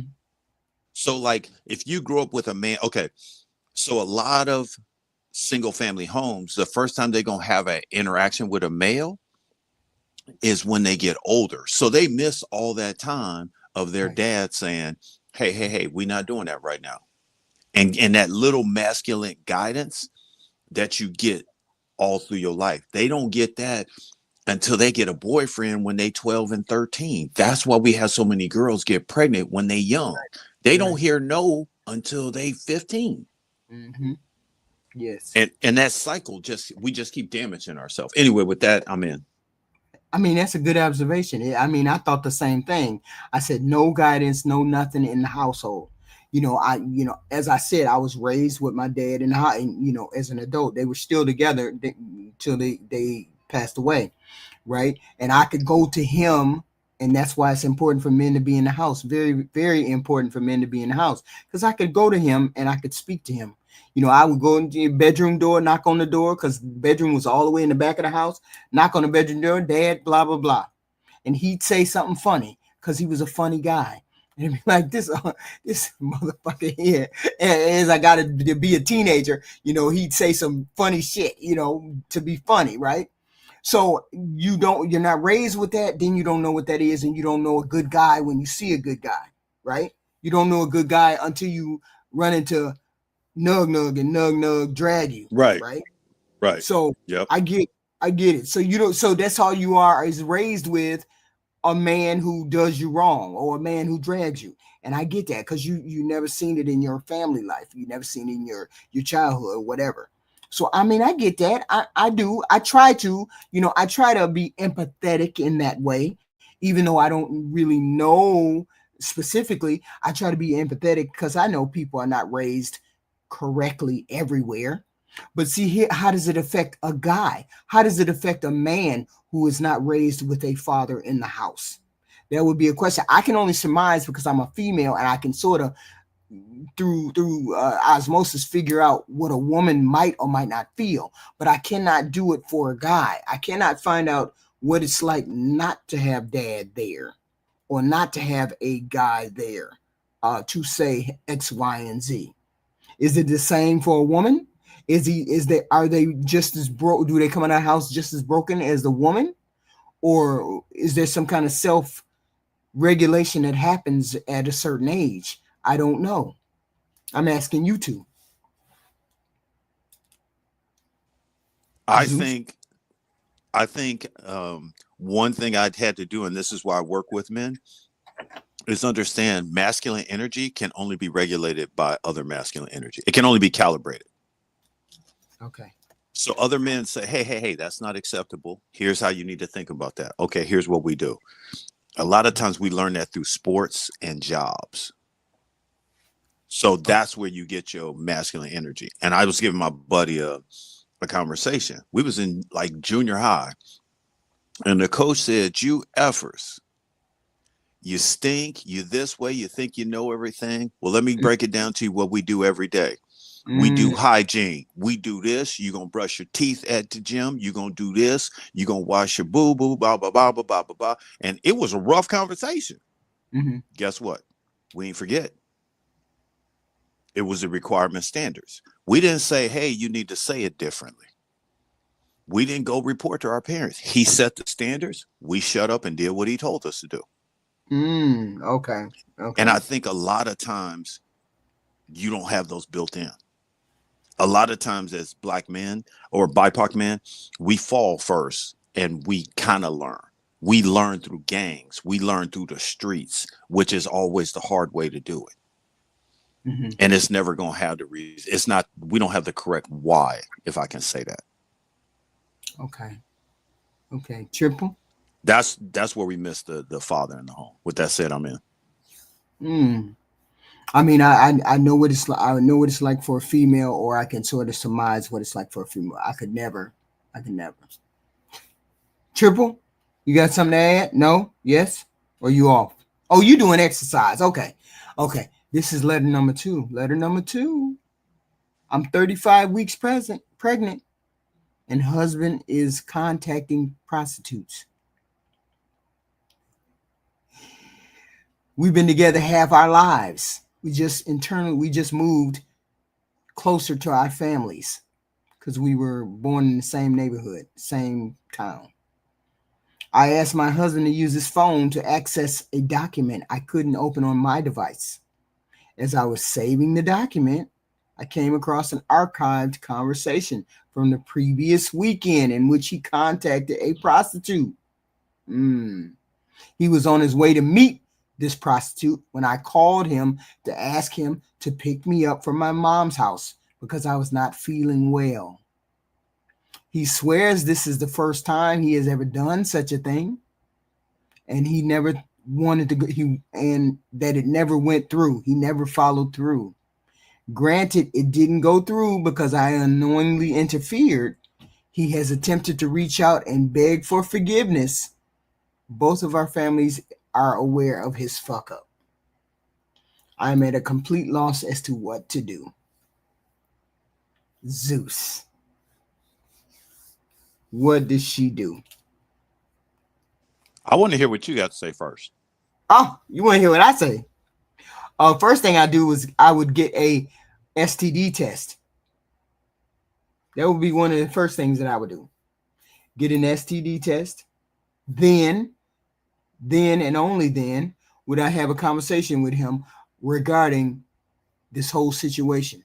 And he has to be 100% clear, transparent. If you want to try to save this relationship. If you don't, if you deviate from any of those things, I can't get you to get an STD test. I can't get you to tell me who, what, when, where, and why. You fudge. You don't take accountability for your actions. You don't do any of those things. Then this marriage is over. What say you? So why are you ending the marriage? No, I'm not ending in the marriage. I'm saying I need these things in order to go forward with the marriage. Okay, if it don't go forward, where is it going? To a divorce. That's fuckery. I just asked you, why would you end the marriage? And you said you wouldn't end the marriage, and then you just told me you'd go to a divorce. What is a divorce? Because it's ending the marriage. Yeah. I didn't ask why. I said what it is. Yeah. Okay. So one, I don't think that's what happened. Okay. If you ever listen to these dating shows and they talk about their ex, they always say, oh, I couldn't do this on my phone, so I looked at his phone and I just happened to find pictures of this, and or I found this, or I found this conversation. That's always the story. So, excuse me, she went looking in the closet for a monster. She found a monster. Okay. And I agree, like it shouldn't happen that way. But I also think people don't understand the psychology of the girlfriend and the psychology of a wife. The girlfriend is going to do anything to become a wife. When a woman becomes a wife, her psychology is like, I'm not doing whole shit. I'm not doing that. You're not getting me to do, you're not putting that on my face. You're not doing this. You're not. And they lose that part of them, their creative sexual self. Okay. The whore represents the creative sexual part of themselves. And that's what the man is venturing out to do. They both don't know that. They think the person is not the problem. It's how they view the acts. That's what it is. I've talked with couples and the wife wanted to do something. The husband's like, I would never do that. That's the mother of my children. I'm not going to treat her like a whore, but that's what the wife is asking for. I think there's a disconnect in their intimacy communication. That's what I'm hearing in the conversation. So yes, I'm a big fan of STD tests. As you know, I'm a big fan of body count. As you know, I'm a big fan of being transparent. But I think the step they need to take back is like, how do we get the wheels back on? And how do we get sexual intimacy, which is one level, and then sexual fantasy, which is another level? AKA, how can we have fantasy talk without disrupting our reality? With that said, I'm in. Yeah, but how do we get to the fantasy talk? How do we get from the wife to the girlfriend thing? How do we jump on her having sex? No, how do we get from him cheating to over here? We didn't. So you're saying you didn't follow me? I didn't get any of that out of that, Matt. I didn't get any of that. Let me. Okay, well, why is he going to the whore? He's not going to the whore for just regular starfish sex. Okay, but okay, so okay. Does that make sense so far? Okay, he's going to do something that he's not able to do somewhere else. So he's jeopardizing for the fantasy of getting something that he's not getting. He's not just going for a regular lay. There has to be more to it than that. Okay, so you're saying that she should stay. Okay, if she breaks up, what is she's gonna get with somebody else, and the same thing some other way is gonna happen. They're gonna go with their ex, they're gonna do whatever. So it's better to resolve that. You never break up with anybody. That's my logic. What do you mean it's better to resolve? That's a huge betrayal. Mm-hmm. It is. That's a huge betrayal. Your integrity is lost. Your respect is lost. And how do I come back from that? I think overusing credit cards and not telling is a betrayal. I think body count lying is betrayal. I think there's a lot of betrayals. I think there's a lot. The bigger one though. This is the bigger one. This is a big one. They all connect the dots. They're all the same. They're all the same. If you work on transparency, I know you ain't trying to gaslight me into thinking that a sexual escapade. Wait a minute, hold on. Listen to this. So if I went with your logic, having sex with a prostitute is on the same level as having sex with a regular everyday girl who's not a prostitute. It would be on the same level to you. Is that what you're saying? It's a betrayal either way. So there's no difference between the whore and the ex-girlfriend. There's no difference because you're putting the name, the background. Okay. Man, I'm saying but so let me put it to you another way. So me sleeping with your buddy is not the same as me sleeping with a stranger, right? So no, it is the same thing. It's the same thing, right? What? It's a betrayal. That's not friendly. We didn't want you to be that friendly. See how you messed up friendly? No. You just said there ain't no difference between a friend and a whore. So there shouldn't be no difference when I sleep with your friend and a whore. Right. It's the same. It's the same. The betrayal's the same. Yes, the betrayal is the same, but it's almost worse because you're paying for somebody whose profession it is to have the sex instead of a regular affair. Why are you paying somebody to have sex? Why are you doing that? You're getting lost in the weeds. I don't think that for me, let me say it this way. For me, it's not about the person. It's not about my friend. It's not about the sex worker. It's about the transparency of the communication. Where did we break down? Why? Because in order to get that act to happen, you have to get me to be somewhere else. You have to lie to that person you're interacting with. You have to lie to me, and you have to create stories afterwards. So to me, I look at them as, they're both betrayals. I'm not saying they're not, but I'm saying it's also repairable if they're willing to do the work. That's what I said. There's repair to be made if he's willing to do what he needs to do in order to A, take the accountability, B, be very transparent with everything that needs to be said. C, we can have an STD. We can do the STD thing. All of these things. Of course, it's repairable. It just depends on how much hurt and how deep the rabbit hole goes. It depends on the human being. Can I ask you a question, HQ? Yeah. Okay. Just between me and you. Can you make a hoe a housewife? I'm sorry. I said that wrong. Can you make a 304 a housewife? Yes. Can you make a housewife a 304? Yes. Okay. I just wanted to know. I just wanted to see what you thought. I didn't know how women thought. I just wanted to know. With that said, I'm in. Of course. Yes. Hey, Aaron. Hi. How are you? Hello. Did you hear the scenario? Yes. So, my thought was there would have to be an STD panel. transparency all the way across the board. I would have to question why. Wait a minute. I would have to question why has there been that particular activity? Why not just an affair? Why would you pay for a prostitute? That's a great question, and I believe that if you're going to be in a situation of infidelity, this is the ideal one.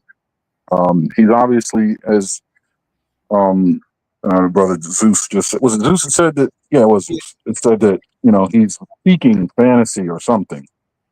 What better place to find that than a professional? If you're seeking a massage, you would consult a masseuse. You know what I mean? So, and also there's no personal or emotional investment there, right? It is strictly a business transaction. So the probability for a repeat visit, I would say, is slim if the problem that drove him there gets rectified, but with someone that he knows or someone from his past, right? You can say that the probability of a repeat visit would be greater because, well, we're looking at a repeat visit right now.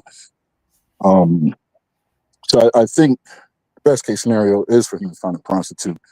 I don't agree with infidelity, but with a friend that's. So you say it's more dangerous. It's much more dangerous if the person was known, a friend, a colleague, a work person, or a work wife, or whatever. It's more danger to your relationship. 100%. By virtue of proximity, 1, and availability, 2, and 3, the other person's investment. A prostitute is invested in him only to the degree that he's paying her.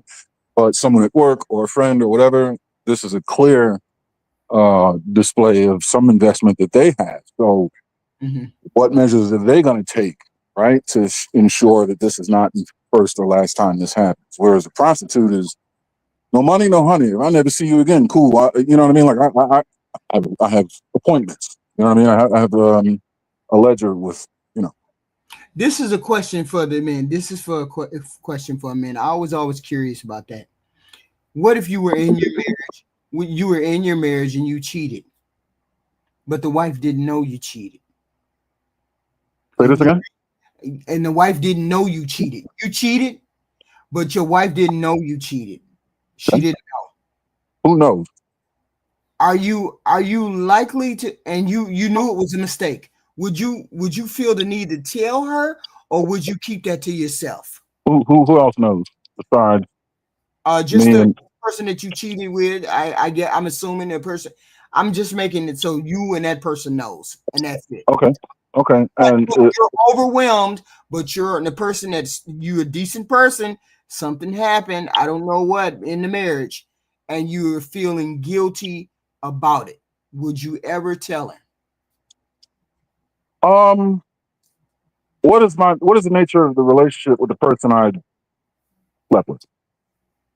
A random stranger, I guess. All right, one night stand. So not a friend, not a prostitute. Right. And would you consider yourself still a good man if you did that? Yeah, you're throwing a lot at me. So it's difficult. It's difficult because I'm trying to envision myself under these circumstances, and so to give you an honest. This happens a lot of times, right? I'm not saying necessarily you're married, but I'm saying you meet someone, you have sex with that person, you have no intention of leaving your spouse. How do you navigate back to that spouse? How do you? It would depend on what drove me there. It would depend on what drove you there. Yeah. I mean, if you weren't getting any sex, okay. If you weren't getting any sex, I could see that. But you didn't have that problem. You didn't have the sex. All right. And this is the only time it happened once. Right. Yeah, I'd probably go to the grave with it. So would you try to figure out why you did it? Would you internally, would you try to figure out why I did that? What drove me to do that? Would you try to figure that out, or you would just eat it? I mean, I would know before Yeah, I but went into it. some people don't know. Some people just say, "Hey, it happens," and it's just boom, boom, boom, boom, boom. And you know, I just was. It was. I was opportunity. It was a crime of opportunity, and I just did it. You know, Yeah, good, blah, blah, blah, and it just happened. yeah. I wasn't given that diagnosis. I know what I'm doing before. You know what I mean? I can't. Mm-hmm. That seems. I'm So not. I can't imagine losing touch with reality to the degree where Mm-hmm. I had no idea before I embark on something that monumental. I mean, this isn't. You know what I mean? I ate a peanut butter cookie thinking it's oatmeal and I'm allergic to nuts. No. This is a little heavier than that. No, well, I'm not saying to be that clueless. What I am saying is, You of know, course, like I would know going in. of course, But under those circumstances, I would yeah. take it to the grave and let the guilt fester and let that keep me from doing it again. So, and in that, and so you would not, so you wouldn't, so the behavior would never change. So a person would never know. A person would never know if you did it one time. No, You decided you weren't no. going to do it. Mm-hmm. And here's the reason why: the amount of strife and pain that telling her is going to cause her, Mm-hmm. I don't believe it's worth the benefit of telling her. Especially because this is the one and only time it happened, and I will have known. I mean, whatever mystery reason that is, I will have known what it was, and if it's nothing that is within her wheelhouse to control or fix, which you just said it isn't, then I'm not going to, you know, place the burden of that knowledge on her and cause her that kind of pain. Now, if it happens again, you know, and again, I would know that coming before it happens. So in this case, I would definitely say something. See, men beat themselves up more than you can understand. What does that mean? Say what? No, he said men beat themselves up more than we can understand. What does that mean? Oh, that means that I'm harder on myself than she could ever be. The guilt and disappointment in myself is something that the disappointment she would have in me couldn't be matched. And withholding it, right, would prevent me from getting the catharsis of telling her, and that is to spare her emotional state, right? It sounds counterintuitive,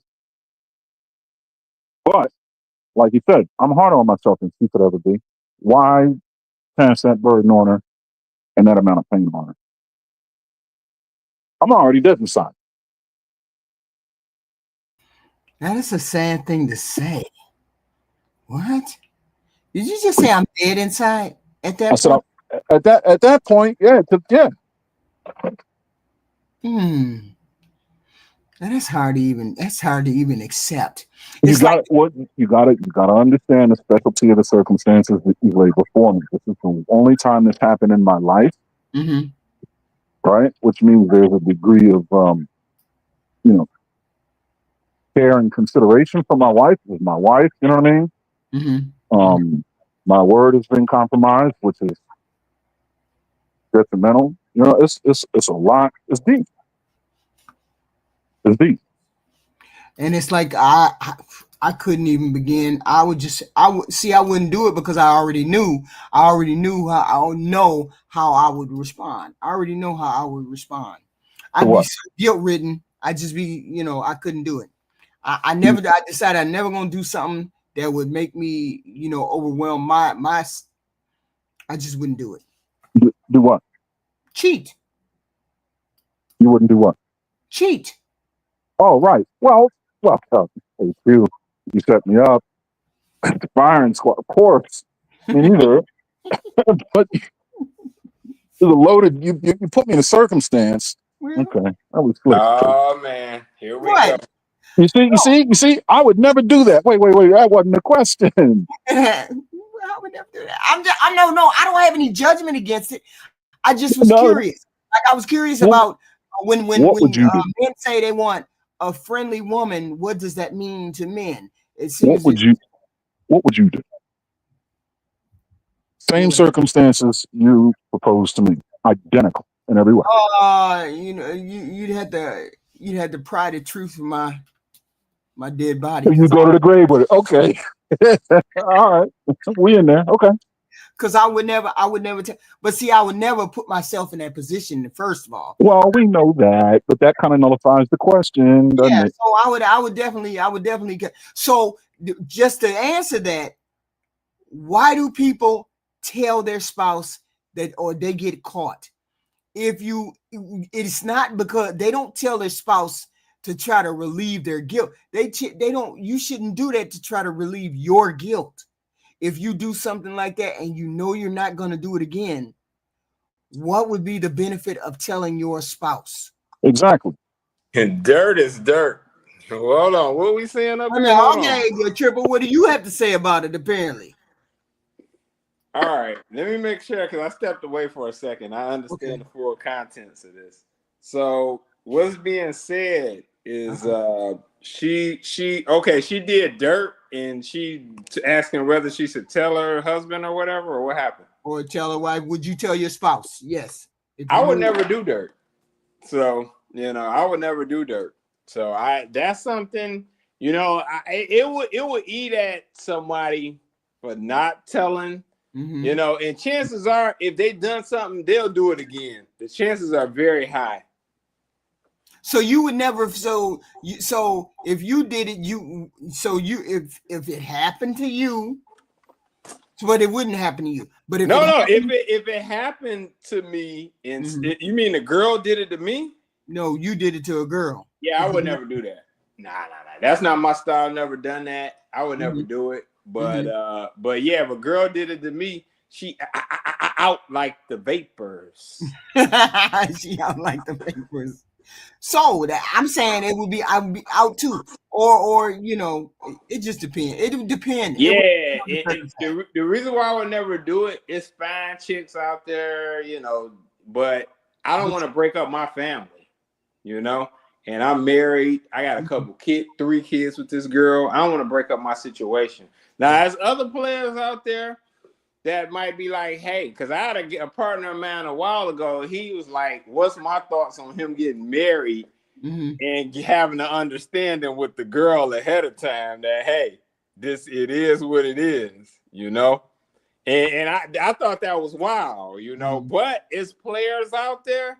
I ain't mad at that. Players gonna play. How do they play, HQ?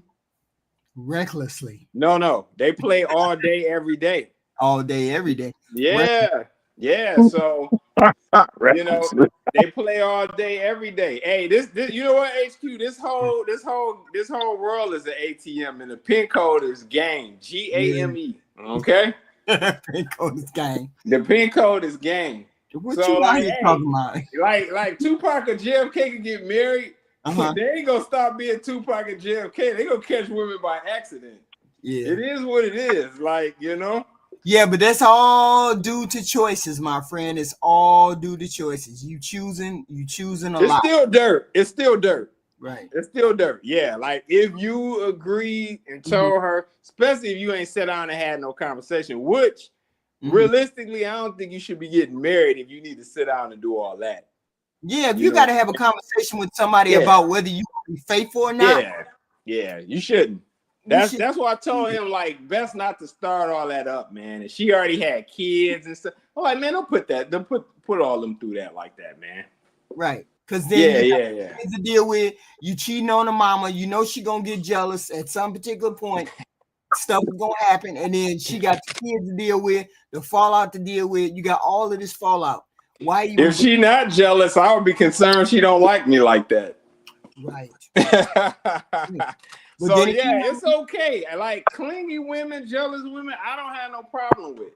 I've never criticized or went at women about that because I already know what that's about.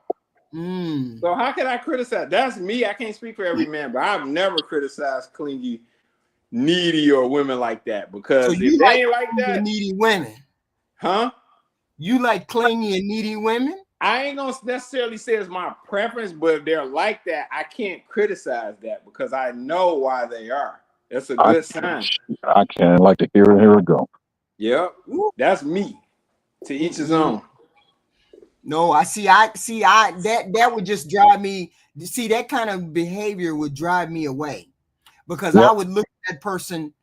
I would look at that person differently because I would say to myself, why do you have such insecurity in you that we got to deal with X, Y, and Z?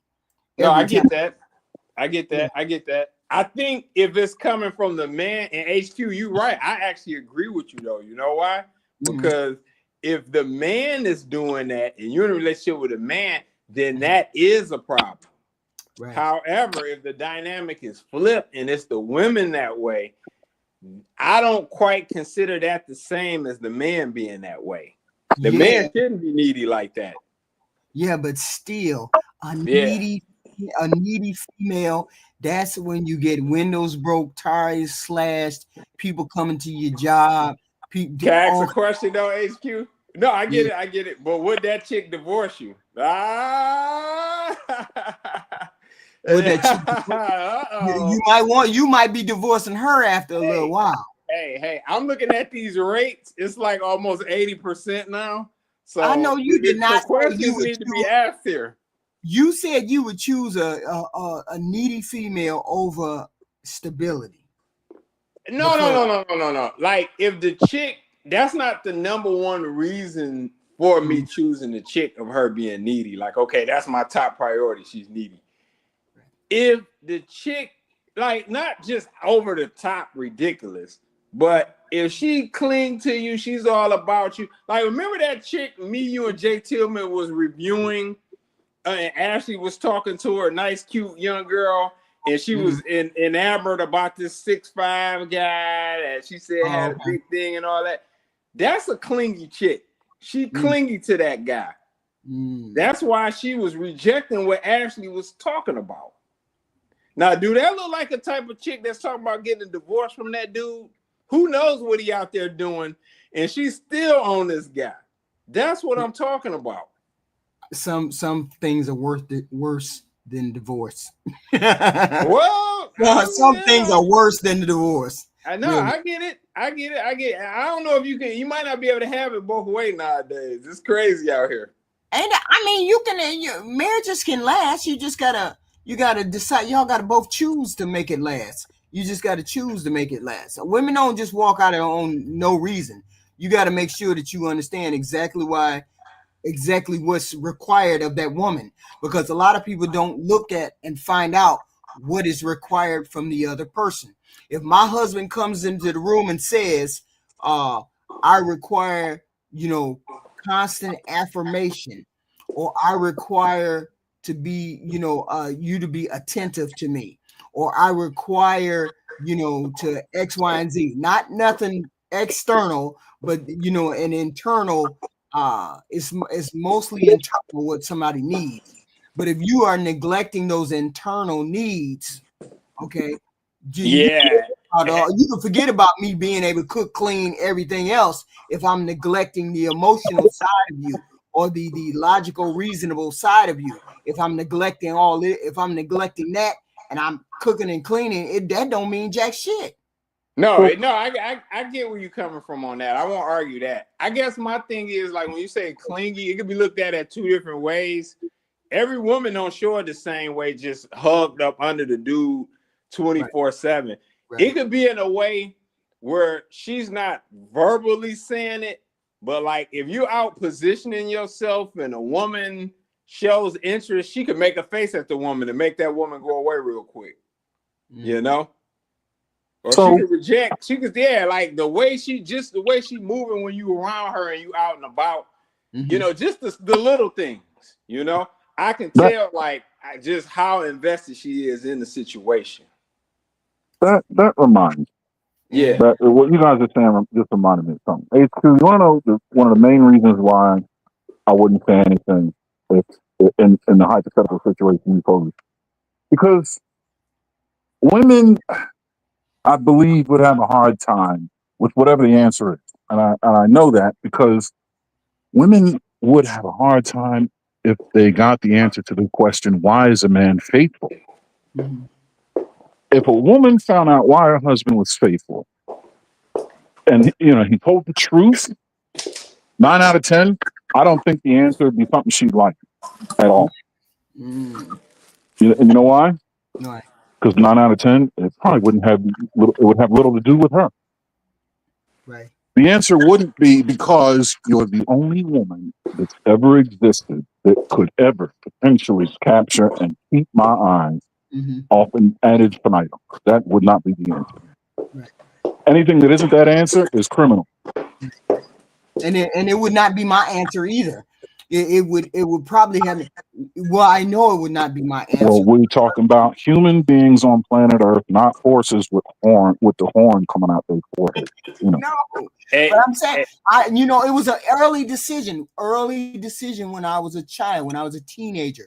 I said I would never put my hands on another human being in anger or fear, and I would never do X, Y, and Z if I had X, Y, and Z. And when I got married, I said I would never compromise this relationship because of X, Y, and Z. So these are things that I promised myself. It wasn't a matter of promising him or promising anybody else. There's things that you promise yourself or you're supposed to promise yourself. Then you don't compromise on those things that you tell yourself. Like, I'm not a cheater. I don't want to be a cheater. I try not to lie when it's important. These are things I told myself I would not do. hey.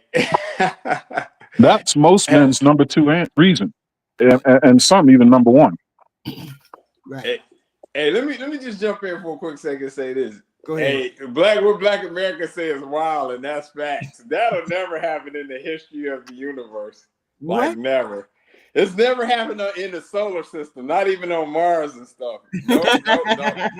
Not even Martian women. They be like, no, I did not do that. It's not my fault. No. But seriously, I'm gonna give you an example of what I'm talking about, HQ. Maybe I can, because I don't feel I articulated. Go ahead, Aaron. There's no such thing as a Martian woman. Men are from Mars, women are from Venus. No, I get it. Yeah, you're right. But go ahead, I'm messing with you. No. I just want to give an example of what I was saying earlier. Maybe I ain't explained it clearly. What? Let me give you a quick example. You see this coat right here? I was out back in the wintertime. I had on this coat here. I was just putting some stuff up. Mm-hmm. Last Supper piece right here. This girl approached me. I was having dinner with this girl, and I was out at the restaurant. This girl approached me and was like, hey, I love that jacket, right?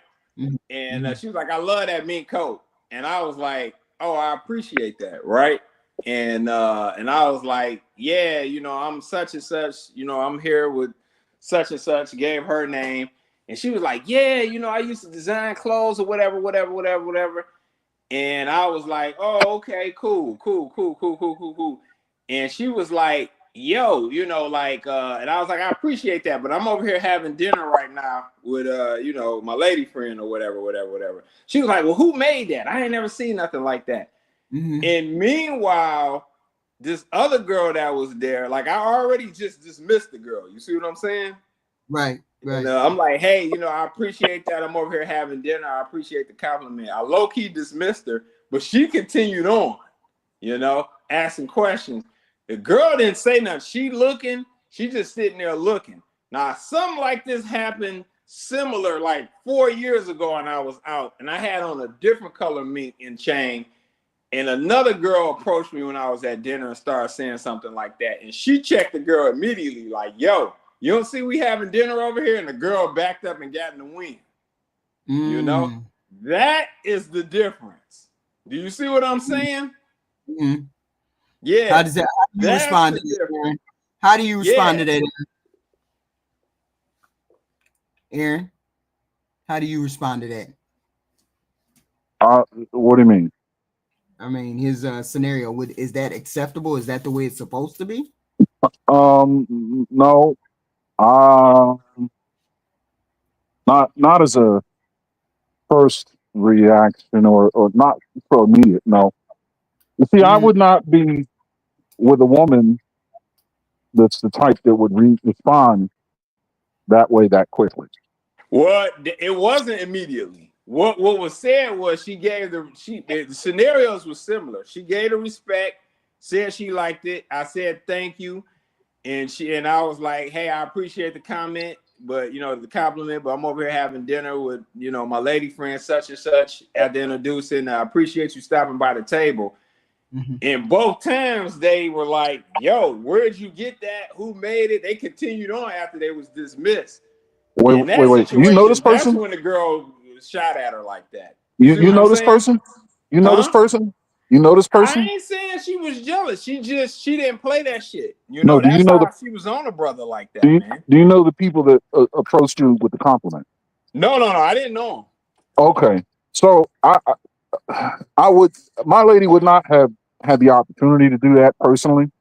Mm-hmm. Like when you first dismiss them, if their next nervous input to their bodily functions wasn't to agitate the gravel, then I would have gotten pretty, their best option would have been. Right. Are you still standing here? You're fucking up the view. Excuse me. Okay. No, I get it. Yeah. Like off the bat. Go ahead. My bad. No. I'm just saying that would have been my response off the bat. If they didn't reverse course immediately, I said, and you're waiting on. No, I get it. Yeah, that came out of the cannon before I could say something again in that scenario. You see what I'm saying? Yeah, I would have been. How long? It would have been a fraction of a second. Well, I'm telling you, if they didn't say, say nothing, just turn around.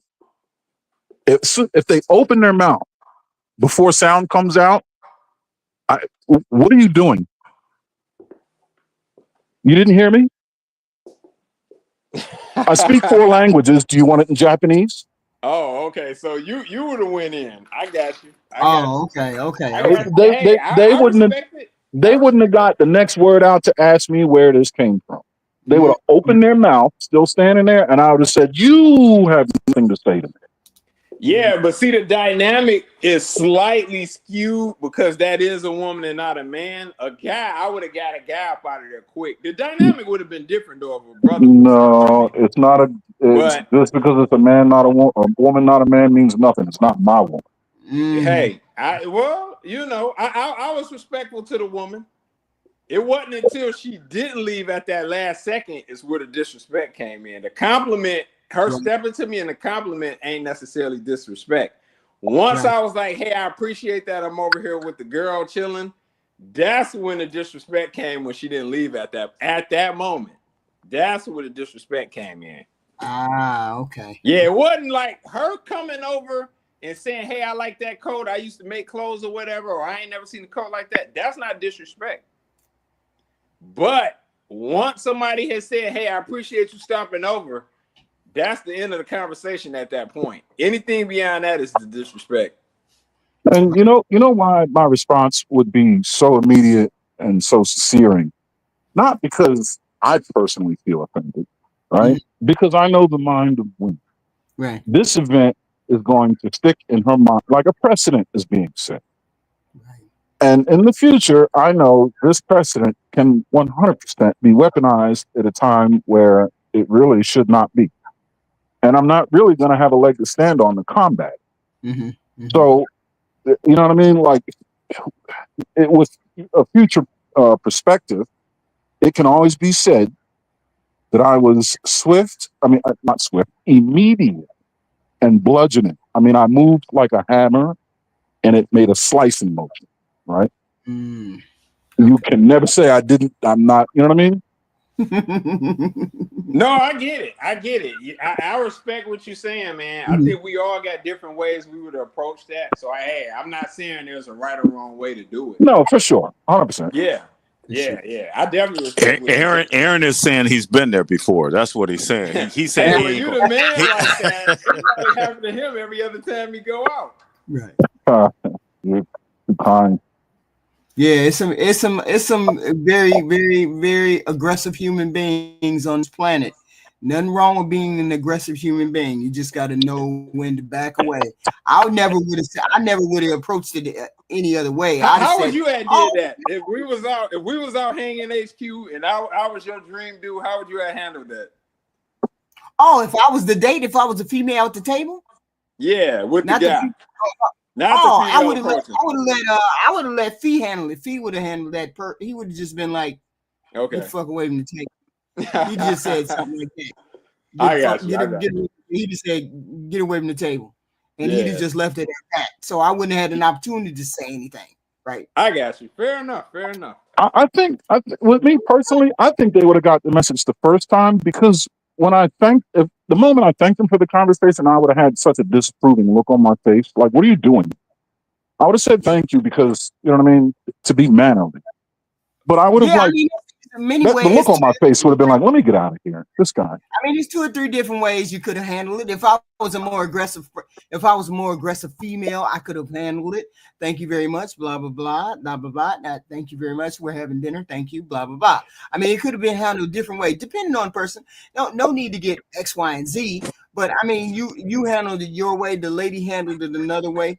I mean, it's just different ways you can handle it and be nice still. You don't have to be ignorant like my fee would have been, but you could. Yeah, no, I'd have been ignorant. If I may, I think the golden nugget that Aaron has given us, and I don't want to talk for Aaron, is he's preventing the mountain of bullshit that's going to come up the road. He ain't telling you what you guys are talking about is the right now at the table. He's talking about that conversation that's going to be real hard to ice skate around if you don't blow up the whole thing right now. That's what he's saying. He's saying he has learned, blow it up now and put the pieces back later, because it's not worth it. We'll rob her of the opportunity to blow it up. Even in a because she'll blow it up. Even in a moment where there's nothing to blow up, she'll bring the grenade. Now there's no grenade. Right. Yep. This is most interesting. I'm sorry. Go ahead, Zeus. No, I get it, and then that's where I think the golden nugget is. Yeah. You didn't even stand up for me. Do you know her? And just all these crazy conversations. Now you ice skating around like, damn, what do I say? What do I do? No, I got blow it up right now. How would you respond if I wasn't here? I got an interesting perspective on this. I'll say, at what point, especially considering this another Aaron, woman, you ain't shit. Yeah, no, I know. At what point will a woman say something? Will you always wait on the man's lead, or will a woman step up and say something on her own? Because technically, if you think about it, the girl was dismissed. It's not like I was just sitting there basking in the attention and entertaining the convo, shooting game at her or something. The compliment was appreciated and she was dismissed, And just because she didn't bounce right away, it's interesting. I think every woman may have a different answer to that depending on the woman. So I don't think it's an absolute. Yeah. My wife would she'd sit there and look at her and look at her and look at her and then turn her into a Wing Chun dummy. You said Wing Chun dummy, hilarious. She would just get up and go to work after a while. You know what I mean? After a little bit. Right. It just depends. I mean, that situation is a big thing. It's a big thing, and it's a test to a relationship too, because you want to see how the woman reacts. You want to see how the man reacts. If the women are flirting, it's a different story. If the women are flirting and then she's just sitting down at the table, and then now I got to sit here and watch him flirt with the women, or the women flirt with him. I mean, it's different scenarios and different ways you can react to that stuff. So, I mean, I'd want you to handle it. If they approached you, I'd want you to handle it.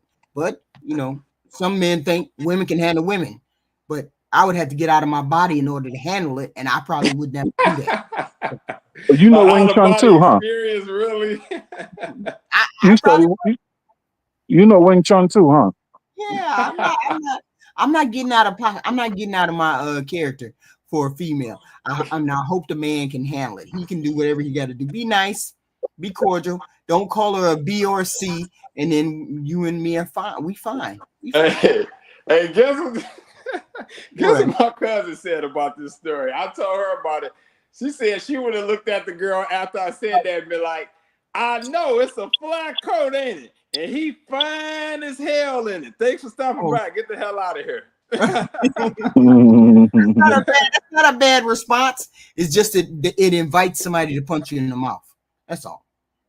Because some women will do that, right? So I wouldn't do it. But anyway, guys, I got to go eat. Please give me your final thoughts. Y'all know I eat around this time. I can feel it. I can feel it. I can feel it. Give me your final thought, Triple. Please and thank you. Fantastic panel and fantastic group of guys, and great job, HQ. Thank you. We just building over here. Zeus, Aaron, because I don't think Zeus is Zeus. Zeus not here. Go ahead. Again, as always, thanks. Appreciate the conversation and time and space. Everybody that's listening and the replay gang, if you could hit the like button, please. If you have a coin, drop it in the bin. Yes. Take care. Thank you, sir. Zeus, thank you. I appreciate you have me on the panel. I appreciate the people that are in the chat. I think these conversations are hard. I think we try to keep them light, and we also try not to personalize every single thing, because at the end of the day, we're all trying to work through these things. And with that said, I am forever grateful, and I appreciate you. Love, respect, and support. Goodbye. I was going to do another video, but the video would be taking too long, and then I'd be here until like 10 o'clock, and no. Understood. We'll reload and do it. Yeah, I keep a folder full of the stuff that I want to go over, marriage-wise, this-wise, and that-wise, right? So. Thank you. I appreciate you. I do love you, HQ. Thank you, sir. Thank you. All right. Bye-bye. Mm-hmm. Thank you all for showing up. Thank you very much. Thank you very much. Please hit the like button coming in and out. Thank you very much. I appreciate y'all showing up. Thank you. But you know what I got to do? 8 o'clock. You know what I got to do? Because I'm one of those people that I just don't eat until late. I'm starving. Thank you. How do I get this out of here? Oh, how do I get out of here? What's going on?